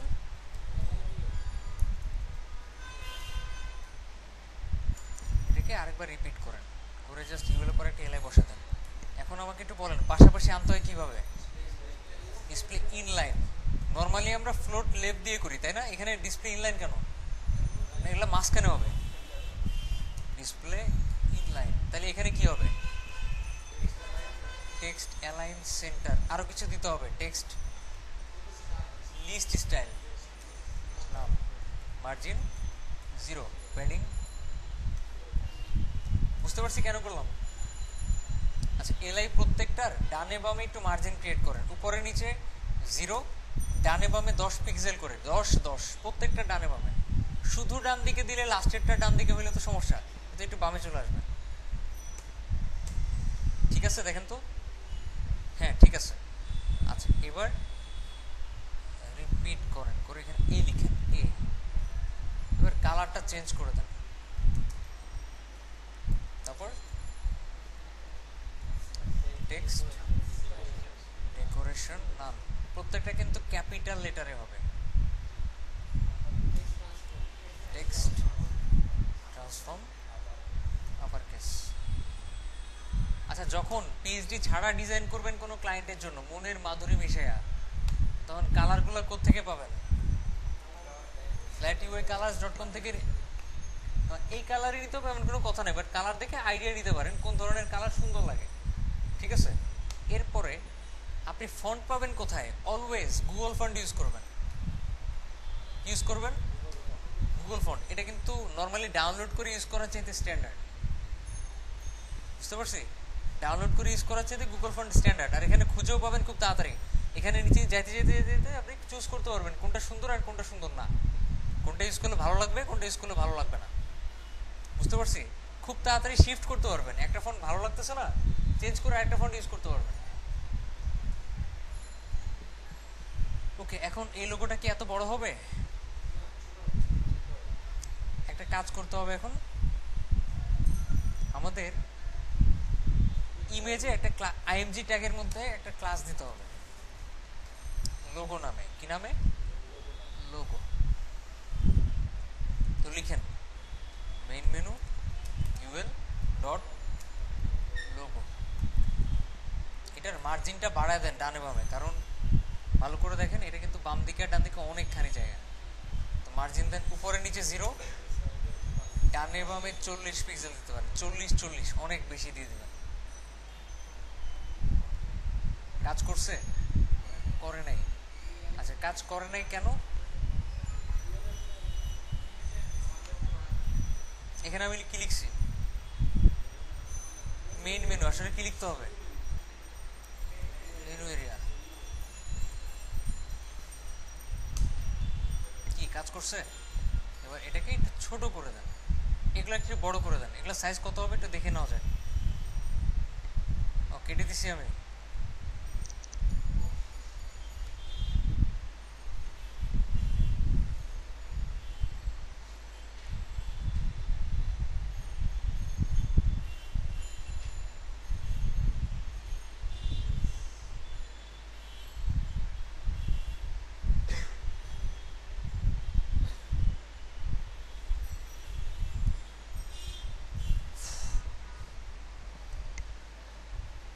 কোনটাতে যাবো যেন? উপরে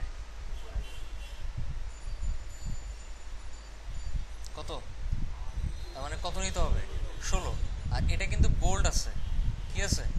বোল্ড। কিভাবে বুঝলাম বোল্ড? এটাতে যখন ক্লিক করবেন এখানে লেখা আছে যে বোল্ড, দেখতে পাচ্ছি। ওকে, তাহলে লিঙ্কগুলোকে বোল্ড করে দেই। Font weight bold. আচ্ছা, দেখেন তো ঠিক থাকে কিনা। বোল্ড হয়ে গেছে। আর ফন্ট সাইজটা কত হবে? 16 পিক্সেল। এবার ঠিক আছে? বেশি বড় হয়ে গেছে না? আচ্ছা ছোট করে দেন তাহলে, 13 করে দেন। আর একটু ছোট করতে হবে মনে হয়, তাহলে যা ছিল ওইটাই ঠিক আছে সম্ভবত। 12 পিক্সেল। এবার মোটামুটি ঠিক আছে, আসলে গ্যাপটা বাড়ায় দিলেই বোঝা যাবে। গ্যাপটা কম হয়ে গেছে মনে হয়, গ্যাপটা 20 পিক্সেল করে দেন দুই পাশে। এবার মোটামুটি ঠিক আছে মনে হয়, একই রকম লাগতেছে একটু একটু। আচ্ছা এটা সাইজটা তো কমাইতে হবে নাকি? এটা যদি অ্যাকুরেটলি মিলাইতে চান তাহলে এটা পাশে রেখে এভাবে এভাবে করবেন, দেখবেন কোনটা নিচে কোনটা উপরে, এরকম করে সাইজগুলোকে ঠিক করবেন। আমি ঠিক করব, সমস্যা নাই। গ্যাপটা আর একটু বাড়াইতে হবে নাকি ফন্ট সাইজ কোনটা? না গ্যাপটা বাড়াইতে হবে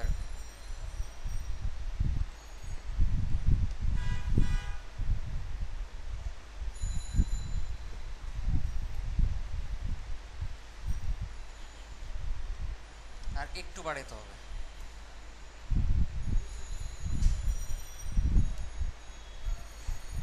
এবার দেখেন, এবার মনে হচ্ছে কমাইতে হবে। ঠিক আছে, জাস্ট একটু উপর থেকে নামাইতে হবে। আচ্ছা পরে নামাচ্ছি, কিন্তু কত মার্জিন কত? 24 মানে একদম সেম টু সেম হইতে হবে। 24 পিক্সেল, এই জন্যই পাশাপাশি রাখছি আমি। এবার ইমেজটাকে একটু ছোট করেন, আমি একটু মাপি।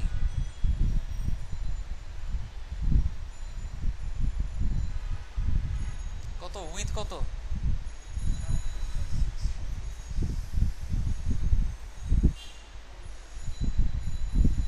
উইথ কত? 47। আচ্ছা 50 নেন, সমস্যা নেই।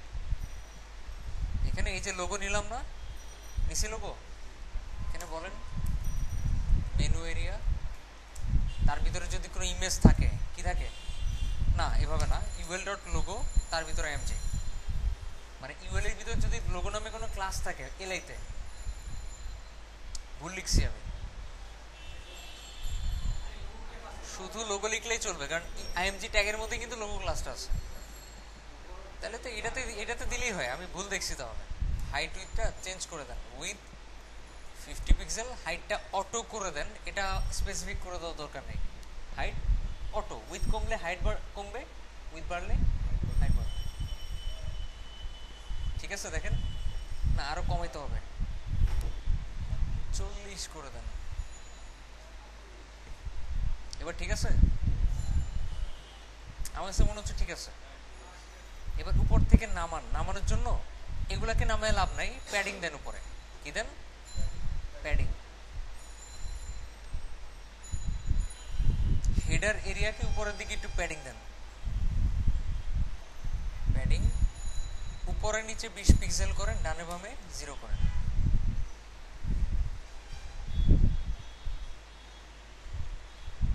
কি জায়গা মতো আছে? একটু এদিক সেদিক হচ্ছে, আর একটু নামবে। আচ্ছা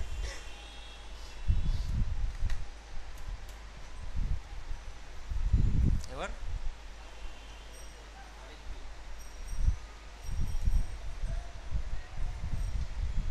এবার মনে হচ্ছে ঠিক আছে।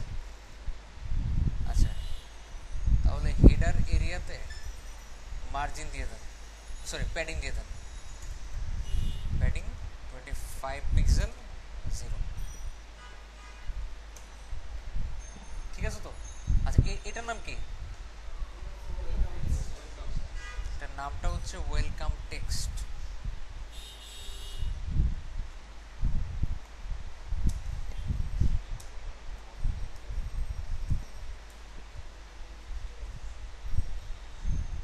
ওকে, ওয়েলকাম টেক্সটের ভিতরে যদি কোনো H2 থাকে, কি থাকে? না ওয়েলকাম টেক্সটে না, আপনি বলে দেন হেডার এরিয়াতে যদি কোনো H2 থাকে, কারণ এখানে আরো H2 থাকতে পারে। তাহলে সাইজ কত হবে?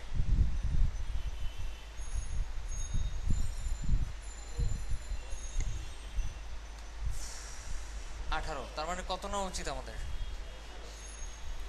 ফন্ট সাইজ 36 পিক্সেল, আর ফন্ট ওয়েট এমনিতেই বোল্ড আছে, সো টেনশন করার কিছু নাই। ঠিক আছে, এটাকে এখন font wait text transform upper case করে দেন, উপর থেকে নামান। আর একটু ছোট করতে হবে, রাইট, 32 করেন। মানে মোটামুটি মিলতেছে না, এই জন্য আমরা পাশাপাশি রেখে তারপর কাজ করব। এবার উপর থেকে নামান, নামায় তারপর মিলান। টোটালি ওয়েলকাম টেক্সট, এটাকে উপর থেকে মার্জিন করেন, মার্জিন টপ 30 পিক্সেল, পরে আস্তে আস্তে নামাই আমরা। নামছে? আচ্ছা, কেন নামে না একটু বলি। এই এরিয়াটার উপরেই কি মেনু এরিয়া, তাই না? আমি যদি এখন মার্জিন ক্রিয়েট করি, ওটা নামবে না, কারণ সেটা উপর থেকে সমস্যা করতেছে। দেখেন ভিতরে ঢুকে যাচ্ছে। ও না, কাজ করে তো দেখতেছি।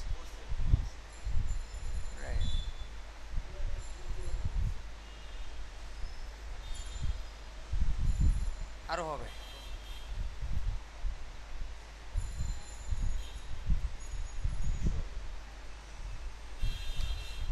না, জায়গা মতোই আছে মনে হয়, সাইজটা একটু কমবে। আচ্ছা, আর একটু বাড়াই নাকি? হ্যাঁ, আর একটু বাড়াই।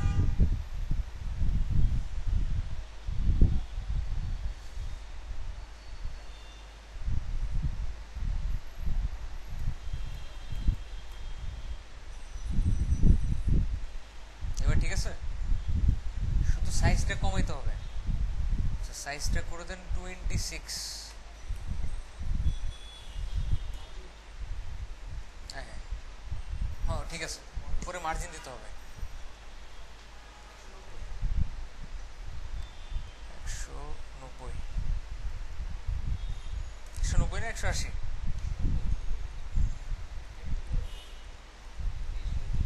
আচ্ছা ঠিকই আছে, এবার একটু কমাই, 185 করে দিই। আর একটু উঠবে, 180 ছিল, আপনারা দেখতে ভুল করছেন। আচ্ছা, এবার ফন্ট সাইজটা ঠিকই আছে, সমস্যাটা অন্য জায়গায়, একটু দেখেন ভালো করে। লেখার মাঝখানে স্পেস আছে আমাদের? লেখার মাঝখানে কোনো স্পেস আছে? প্রত্যেকটা অক্ষরের মাঝখানে, অক্ষরের মাঝখানে স্পেস আনে কিভাবে? অক্ষরের মাঝখানে স্পেস আনার জন্য লিখতে হয় লেটার স্পেসিং। কি লিখতে হয়? Letter spacing. ধরে নেন লেটার স্পেসিং লিখছেন 10 পিক্সেল, দেখেন এক একটার মাঝখানে 10 পিক্সেল করে গ্যাপ হয়ে যাবে।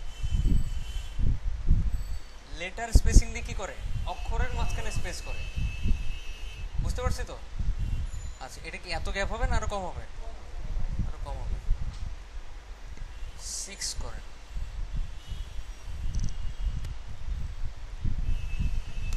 এবার ঠিক আছে, মনে হচ্ছে ঠিক আছে। ফন্টটা ঠিক নাই কেন জানেন? ফন্টটাই কিন্তু দেখতেছেন যে মিলে নাই। ফন্টটা ঠিক নেই, এজন্যই আমরা শুধুমাত্র রেগুলার ফন্টটা ডাউনলোড করছি।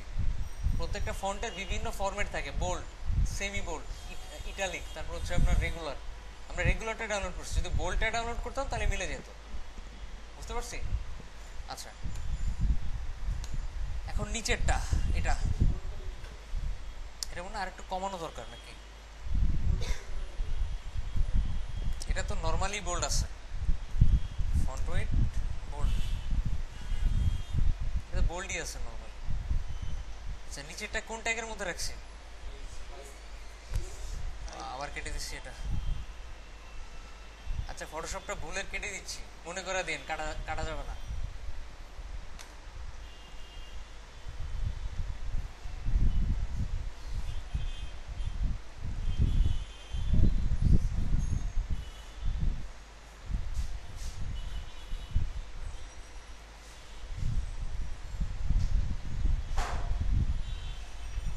এই ফন্টের সাইজ কত? তার মানে কত ইউজ করতে হবে? 16, রাইট। হেডার এরিয়াতে যদি কোনো H5 থাকে, সেটা ফন্ট সাইজ হবে 16 16 পিক্সেল, আর এটা এমনিতেই বোল্ড, সো বোল্ড করার দরকার নেই। আবার কেটে দিছি। না, আমি বলে মনে হয় কেটে দেই। আমি এখানে ক্লিক করছি মনে হয়।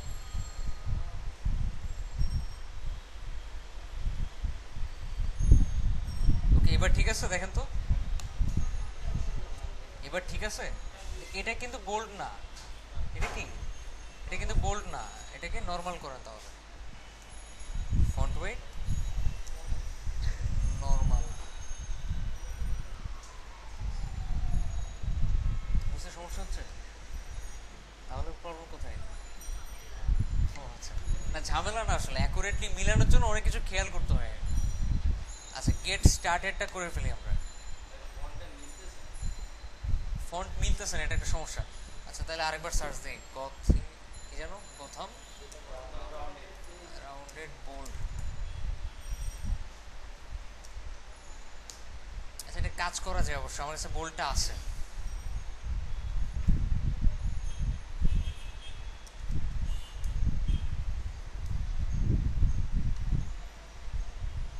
আমার কাছে বোল্ড ফন্টটা আছে অলরেডি, আমি ডাউনলোড করছিলাম একটা ওয়েবসাইট থেকে, কত অন্য ব্যাচে। তাই টাইম নষ্ট করতে চাচ্ছি না, আমি ওইটাই কনভার্ট করি। এই যে প্রথম রাউন্ডেড বোল্ড, ওইটা ওটিএফ, সরি টিডিএফ একটা আছে।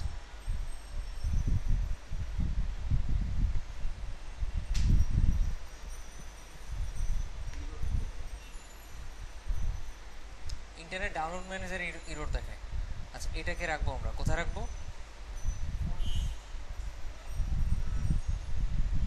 এখানে। ওইটার নাম কি দিছি? প্রথম রাউন্ডেড বুক না? আচ্ছা, কপি করে এটা ডিলিট করে দেন, এই নামে সেভ করেন। মানে আমি সিএসএস এ চেঞ্জ করতে চাচ্ছি না, এই নামটাই রিপ্লেস করে দিলাম। এবার তো অ্যাটলিস্ট ফোনটা চেঞ্জ হবে নাকি?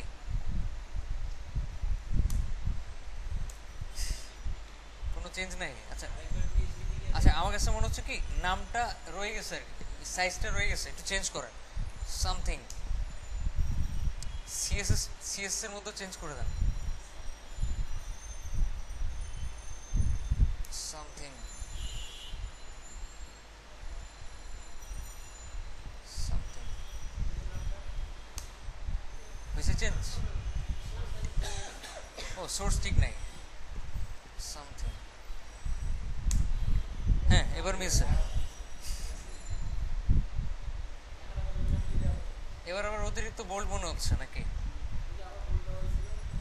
আচ্ছা রাইট, আবার বোল্ড দেওয়া হয়েছিল ওগুলাকে। এই যে এই বোল্ডটা বাদ দেন। ঠিক আছে, এবার এবার ঠিক আছে কিন্তু মোটামুটি, একটু বেশি বোল্ড। আচ্ছা, বোল্ড বাদ দেন তো। ফন্ট ওয়েট নর্মাল, চেঞ্জ হওয়ার কথা না, না চেঞ্জ হবে না। হ্যাঁ, এগুলোই তো, এটার কথা বলতেছেন? এটা সেম সেম, সামান্য একটু বোল্ড, একটু বেশি বোল্ড আর কি। আচ্ছা, তো এখান থেকে বোল্ডটা বাদ দিয়ে নর্মাল করে ফেলেন। আমার মনে হয় না চেঞ্জ হবে, কারণ এটা এমনিও বোল্ড অমনিও বোল্ড। চেঞ্জ হয়েছে? আচ্ছা ঠিক আছে এবার। আচ্ছা, প্রিন্ট ইউর লাইফ, এটা মনে হয় নর্মাল হবে।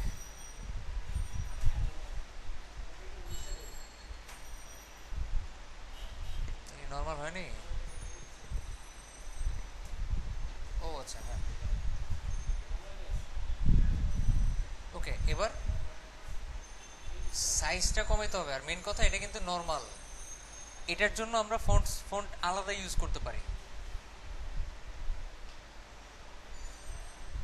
তার মানে আমাদের দুইটা ফন্ট ডাউনলোড করতে হবে, একটা হচ্ছে প্রথম রাউন্ডেড, আর একটা হচ্ছে বোল্ড। তো রাউন্ডেড যেটা ওইটা ডাউনলোড করবো আমরা, আর বোল্ড যেটা ওইটাও ডাউনলোড করবো, দুইটা আলাদা করে কল করবো। বুঝতে পারছি? একটা দিয়ে দুই কাজ করতে গেলে আবার সমস্যা দেখা যাচ্ছে। আচ্ছা, আমরা ওইটা আসতে থাক, আমরা গেট স্টার্টেডটা করে ফেলি। ওইটাতে আমি কোনো ক্লাস দিছিলাম কই? এই যে এটাতে অবশ্যই একটা ক্লাস দিবেন, কারণ আছে একটা, কারণ হচ্ছে এখানে যে বাটনটা, এটা দেখতে যেমন এটাও দেখতে তেমন, এটাও দেখতে তেমন, তাই না? এগুলো কি দেখতে একই টাইপের। তো প্রত্যেকটাতে যদি একই ক্লাস দিয়ে ডিজাইন করা যায় তাহলে সবগুলোকে আলাদা আলাদা ডিজাইন করতে হবে না, জাস্ট ক্লাসটা ডিজাইন করে দিলেই হবে। ক্লাস দিয়ে দেন বিটিএন, বিটিএন দিয়ে রাখেন আপাতত। এবার বলেন ডট বিটিএন টেক্সট ডেকোরেশন নাম, তারপর কালার, তারপর ব্যাকগ্রাউন্ড, ব্যাকগ্রাউন্ড নিয়ে নেন। আর লেখা কিন্তু capital letter, upper case. Text transform upper case, দেখেন ঠিক আছে কিনা। এবার প্যাডিং হবে 20 পিক্সেল করেন আর ডানে বামে 50 পিক্সেল করেন। বেশি হয়ে গেছে উপরে নিচে, 10 পিক্সেল করেন। এটা কম হয়ে গেছে আবার 15। এবার ঠিক আছে দেখেন তো। ও আচ্ছা, চারপাশে আবার, তাহলে এটাতে 10 করেন, এটাতে করেন আপনি 30। এবার ঠিক আছে মোটামুটি। এবার একটু গোল করতে হবে, আর আশপাশে এখানে 25 করেন। বর্ডার রেডিয়াস 4 পিক্সেল করেন। উপর থেকে একটু মার্জিন দিতে হবে। মার্জিন আছে? ও না, মার্জিন নাই, আছে নাই। এবার নিচের গুলো ঠিক করেন, এগুলা মোটামুটি হয়ে গেছে। সোশ্যাল মিডিয়া,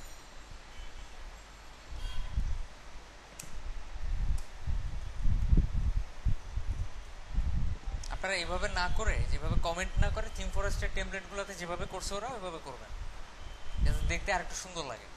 আচ্ছা লিখেন, নেভের ক্লাস দেওয়া হয়নি। সোশ্যাল মিডিয়া নাম দেন এটার, social media UL list style none, পুরনো জিনিস। তারপর মার্জিন 0, প্যাডিং 0। তারপর টেক্সট অ্যালাইন সেন্টার, যেহেতু মাঝখানে আনবো এগুলোকে। সোশ্যাল মিডিয়া ইউএল এলআই কি ডিসপ্লে ইনলাইন। তারপর আর কিছু আছে? মার্জিন আছে একটা, উপরে নিচে 0, ডানে বামে 10 পিক্সেল করেন। ওকে, এবার কালার গুলোকে ঠিক করেন। সোশ্যাল মিডিয়া ইউএলএলআই এ, কালার হচ্ছে হোয়াইট, আইকন আবার গেছে। আচ্ছা, তারপর টেক্সট ডেকোরেশন নাম, এটা এমনিতেই থাকে, লিংকের মধ্যে এমনিতেই কার্সর পয়েন্টার থাকে। কিন্তু একটা সমস্যা দেখা দিচ্ছে, দেখেন একটা ভিতরে ঢুকে গেছে। তো যেটা ওয়েলকাম টেক্সট ওটাকে ওভারফ্লো হিডেন করেন। তারপর যেটা সোশ্যাল মিডিয়া,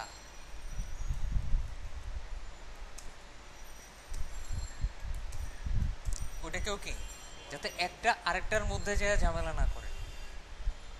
ঠিক আছে, নামছে? ওকে, সমস্যা কোথায় বলতে পারবেন? কাইটা গেছে।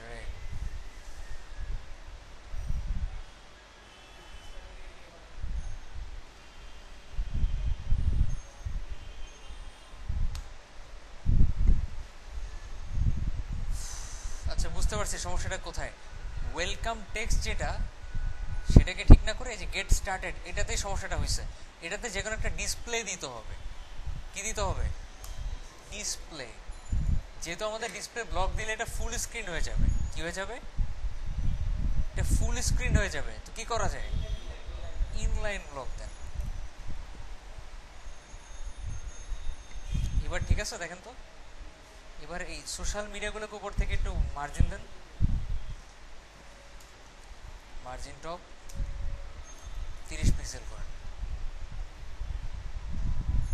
এবার মিলাবেন, সাইজ ঠিক আছে? সাইজ মিলে? সাইজ কিন্তু মিলে না। তো আমরা মার্জিনও দিব সাপোজ 80 বা 90 পিক্সেল বা 100 পিক্সেল, আরো বেশি দিব আর কি। আর সাইজটা বাড়ায় দিব, ফন্ট সাইজ 20 পিক্সেল করে দেন, দেখেন কতখানি বাড়ে। বাড়ছে? সমান হয়েছে? মনে হচ্ছে সমান হয়েছে, জাস্ট মার্জিনটা ঠিক নাই। তো আপনারা যেটা করবেন, আমি মার্জিনটা দিলাম না আপাতত, আপনারা মার্জিনটা ঠিক করে নিন। মার্জিনটা আচ্ছা বাড়াই দিই, সমস্যা নেই।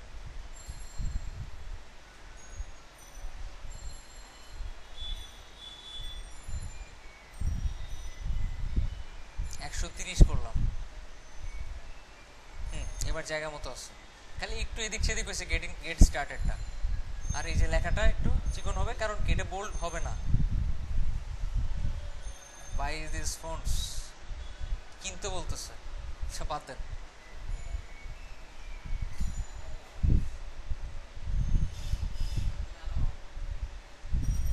ঠিক আছে, ওই মোটামুটি এদিক সেদিক হয়েছে আর কি। আমরা ফন্টের সাইজটা আর কি বাটনের সাইজটা একটু ঠিকঠাক করলেই সব ঠিক হয়ে যাবে। বুঝতে পারছি তো? সমস্যা আছে? তেমন খুব একটা ডিফারেন্স নাই, 130। বাট আমাদের আসলে অ্যাকুরেট করতে হবে সবসময়। আপাতত এতটুকু করে দিলাম, বাকিটা আপনারা কালকের মধ্যে পুরোটুকু করার ট্রাই করবেন, করতে বলি নাই, ট্রাই করবেন। কেন? যারা পুরোটুকু করতে পারবেন ভুলভাবে, ঠিকভাবে না কিন্তু ভুলভাবে করে আপলোড করবেন গ্রুপে, তারা আমি দেখানোর পরে বুঝতে পারবেন আসলে কোথায় কি কি ঠিক করতে হয়।